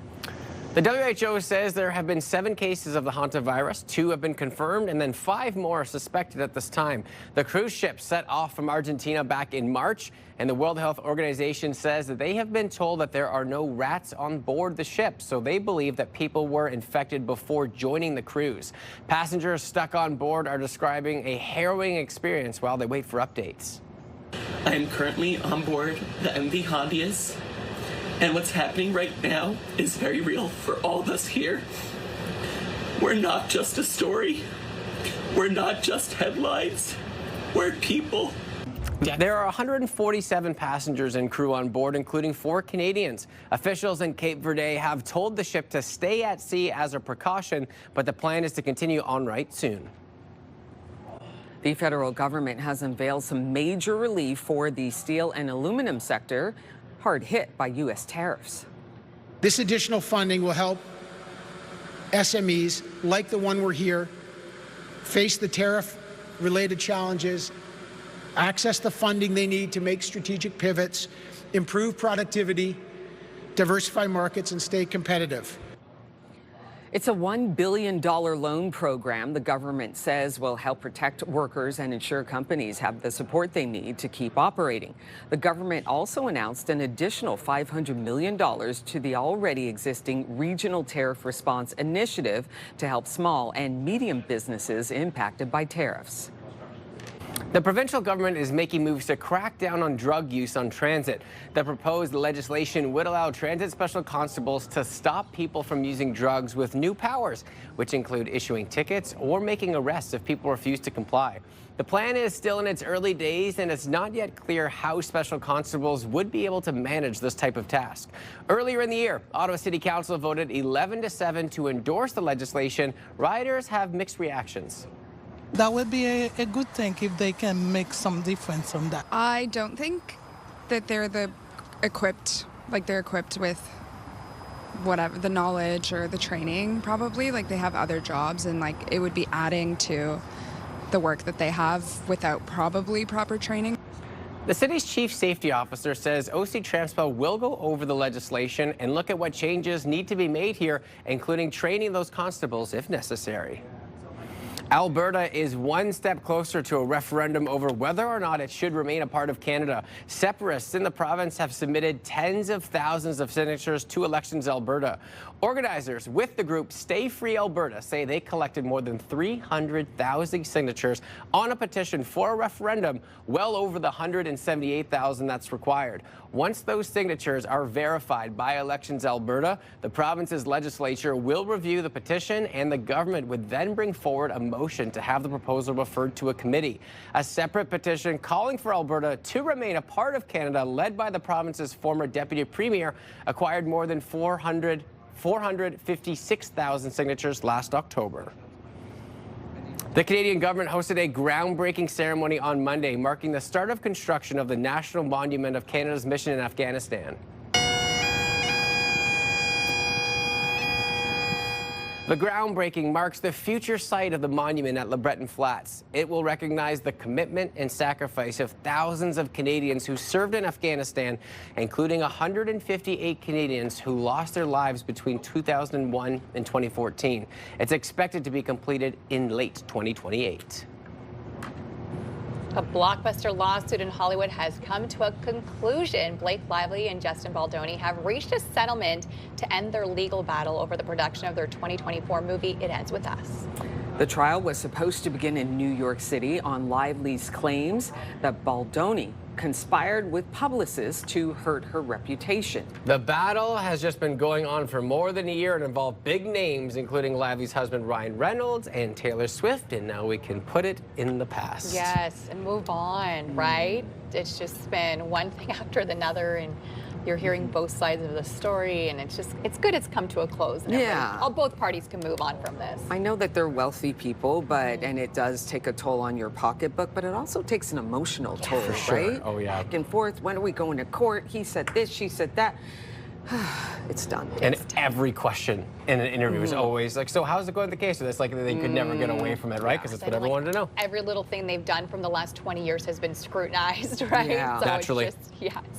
Our forecast today is going to be nice and warm. We're seeing a bit of sunshine out there this morning as well. However, we could see some spotty showers this morning, and yes, a risk of those thunderstorms in through your day ahead. So we do have some active weather on the way. Temps this morning already really warm.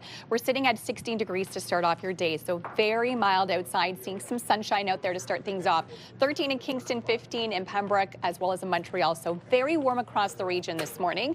We could start to see some spotty showers. You could see some green on our screen. That is the chance of scattered showers this morning, so likely some areas could get a little bit of wet weather on the way this morning, but into the afternoon, that's when we're expecting most of this rain. There's also a risk of thunderstorms starting at 2 p.m. today, continuing into your evening hours, so we could see some active weather on the way later on this afternoon, and that rain will linger overnight and early tomorrow morning, so your Wednesday will start off wet. It should clear up by about noon hour tomorrow, and then we will get to see some sunshine throughout the rest of the day on Wednesday. Thursday sunny, but then as we head into Friday, some more of those spotty showers on the way for us. Winds today, a little bit windy out there later on this afternoon. This morning, not so bad. We will see these southwest winds gusting 30 up to 60 kilometers an hour, especially along the Cornwall area. You could see some stronger winds, especially late this afternoon. Temps today, warm, above seasonal, 20 degrees for us here in the city. We could see those thunderstorms later on this afternoon. 17 in the Valley, 16 for Bancroft, 17 for Trenton, 18 degrees in Brockville, Cornwall today. 20 degrees is the high in Gatineau, 19 over in Montreal. So over the next couple of days, it will be a little bit cooler, unfortunately. Overnight low tonight, 5 degrees. Tomorrow, only a daytime high of 11. Sky should clear around noon hour, and then some cold overnights. We will see colder temperatures Wednesday overnight and Thursday overnight, temps falling to 1 degree. As we head in towards the end of the work weekend and through the weekend, we have a chance of those spotty showers. Here's a look at your roads. So far, so good this morning. We have been collision-free all morning long, which is great news. Just dealing with some slowdowns. As you can see, the volume on your roads. Eastbound on the 417 is heavy from Moody to Maitland. Westbound on the Queensway, we're seeing buildup at Innes Road through Nicholas, and westbound on the 174, heavy volume from 10th Line in through Montreal Road. It is contest time! So wake up and win with CTV Your Morning and beancars.ca. We could be paying your bills with a massive $20,000. Ooh, think of all the things you could do with that money. Possibilities are endless. Today's code word, very fitting, it is debt. So what you do, you head to our contest page at ctvauto.ca or scan that QR code on the left side of your screen. Enter debt with your info for your chance to win. It is the Your Morning $20,000 Pay Your Bills contest brought to you by beancars.ca, Carleton Place. Good luck to all.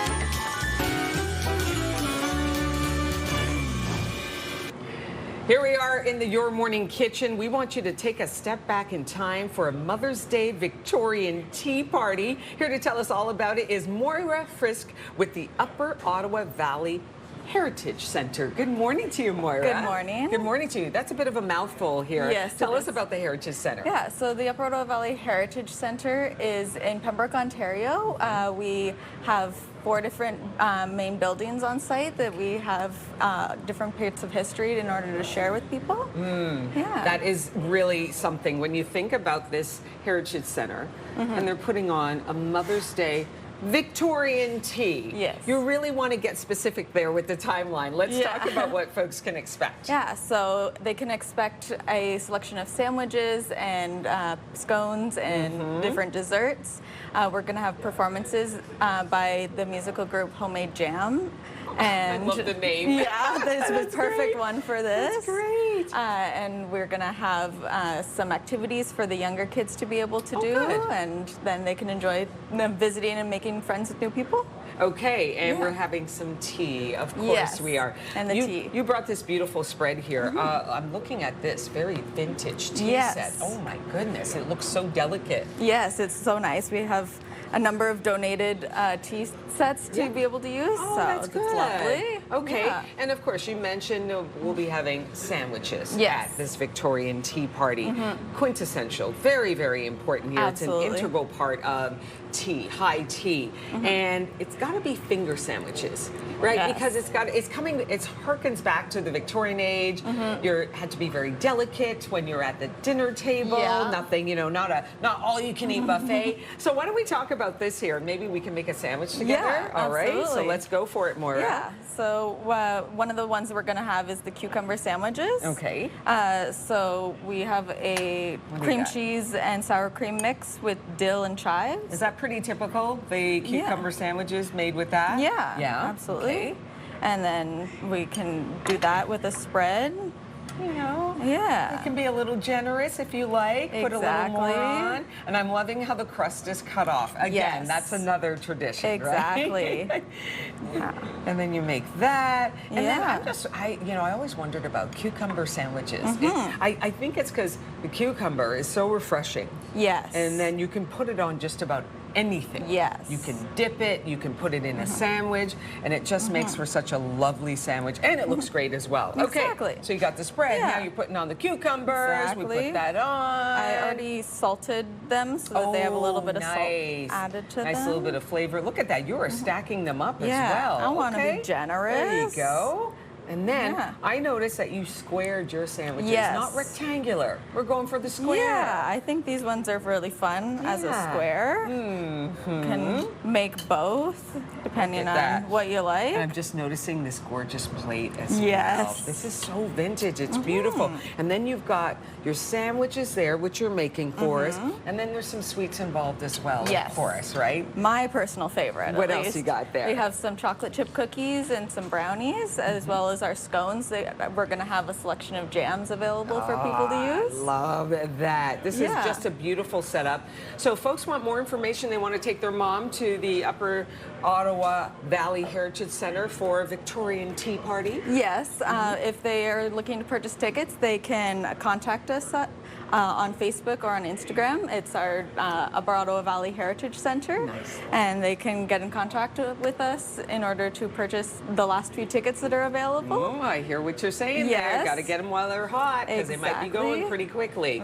Getting Thank ready you. for Sunday, Okay. and we're very generously sponsored by J.G. Fitzgerald's and Sons Roofing, who's giving us some extra money in order to make this an enhanced program for everybody. That's so wonderful. It's going to be great. Moira, thank you so much for stopping by. I really appreciate this. This is a wonderful high tea. Look at this, just a little sample of what you can expect there on Mother's Day.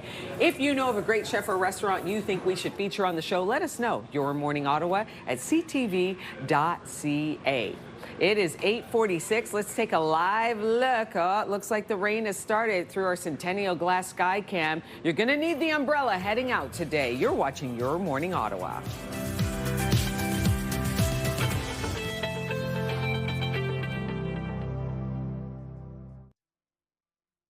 Mom's Week on Your Morning Ottawa, brought to you in part by Holt Spa, the ultimate escape. And Mother's Day is coming up this weekend. If you haven't come up with a gift for Mom yet, not to worry. Fragrance expert Sid Kratzberg is here to help us choose the perfect scent for Mom. Good morning, Sid. And good morning to you. Love when you bring us in some new scents. And before we get to what's exactly new, tell us what you have in store, which moms will like. Oh, this Mother's fabulous. Day. They have to try the new Versace Emerald. This one here. Absolutely gorgeous with green rosebuds. Raspberry. Oh. It's incredible. That is beautiful. Isn't it? And then the classic bright crystal, which everyone knows That's about. been around for a while. It is one of my favorites. I do love it. Okay. Isn't it? And it is then very pretty. the world of Jimmy Choo. Oh, this is Jimmy Choo. This okay. one's Jimmy Choo. Beautiful. They are incredible. I love That's the new one called I Want You with Love with Raspberry. Oh, beautiful. Would you like to try? Well, I won't spray it, but I'll just give it a little. A little with. Oh, you can smell it through the bottle. Isn't That's it gorgeous? beautiful. You do Fabulous, smell the raspberries in there. fabulous. And I love the bottle on that as well. And these are eau de parfum. Okay. And then they have the perfume, which is fabulous. Wonderful. And I love this one with gardenia and pear. It is flying off the shelves. I love it. Okay, now moving on to what's new. Tell us about this. The Pointer Sisters. You know the song? I'm so excited. I do know the song. Oh, my word. Ottawa, get ready. Okay. You know, in my past career working at Nordstrom and Holt Renfrew, it really bothered me that Ottawa wasn't getting some of these iconic top fragrances. Okay. Well, it's happening. It's happening. Tell us. Rideau shoppers, they are getting some of the most exclusive collections. Okay. The world of Clive Christian. Wow. This is a company that started in 1872, the Crown Perfume Company, iconic. These are little bottles, the packaging. It's incredible. We're going to luxury beyond luxury. Okay, that is luxe. The world of Atkinson. Okay, this tell us is about that. quintessential British. Okay. Fabulous.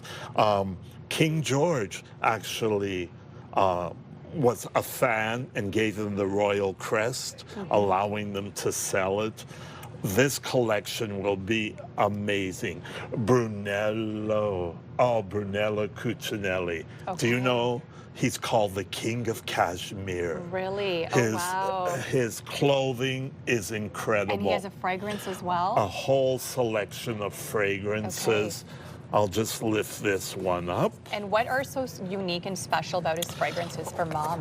What are beautiful are the notes. Okay. The notes so it's are like small iconic. bottles. These little samples So that you get like people a could sampler. try. I love that. And if you go into Rideau, try some of these to see what it's all about. And then, of course, the world of Versace. Always The a hit. Atelier collection. Yes. It is beyond beautiful. Wonderful. Handcrafted bottles, hand-painted packaging.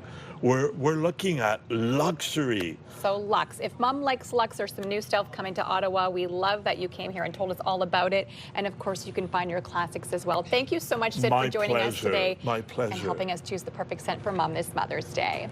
We'll be right back to wrap up the show after this short.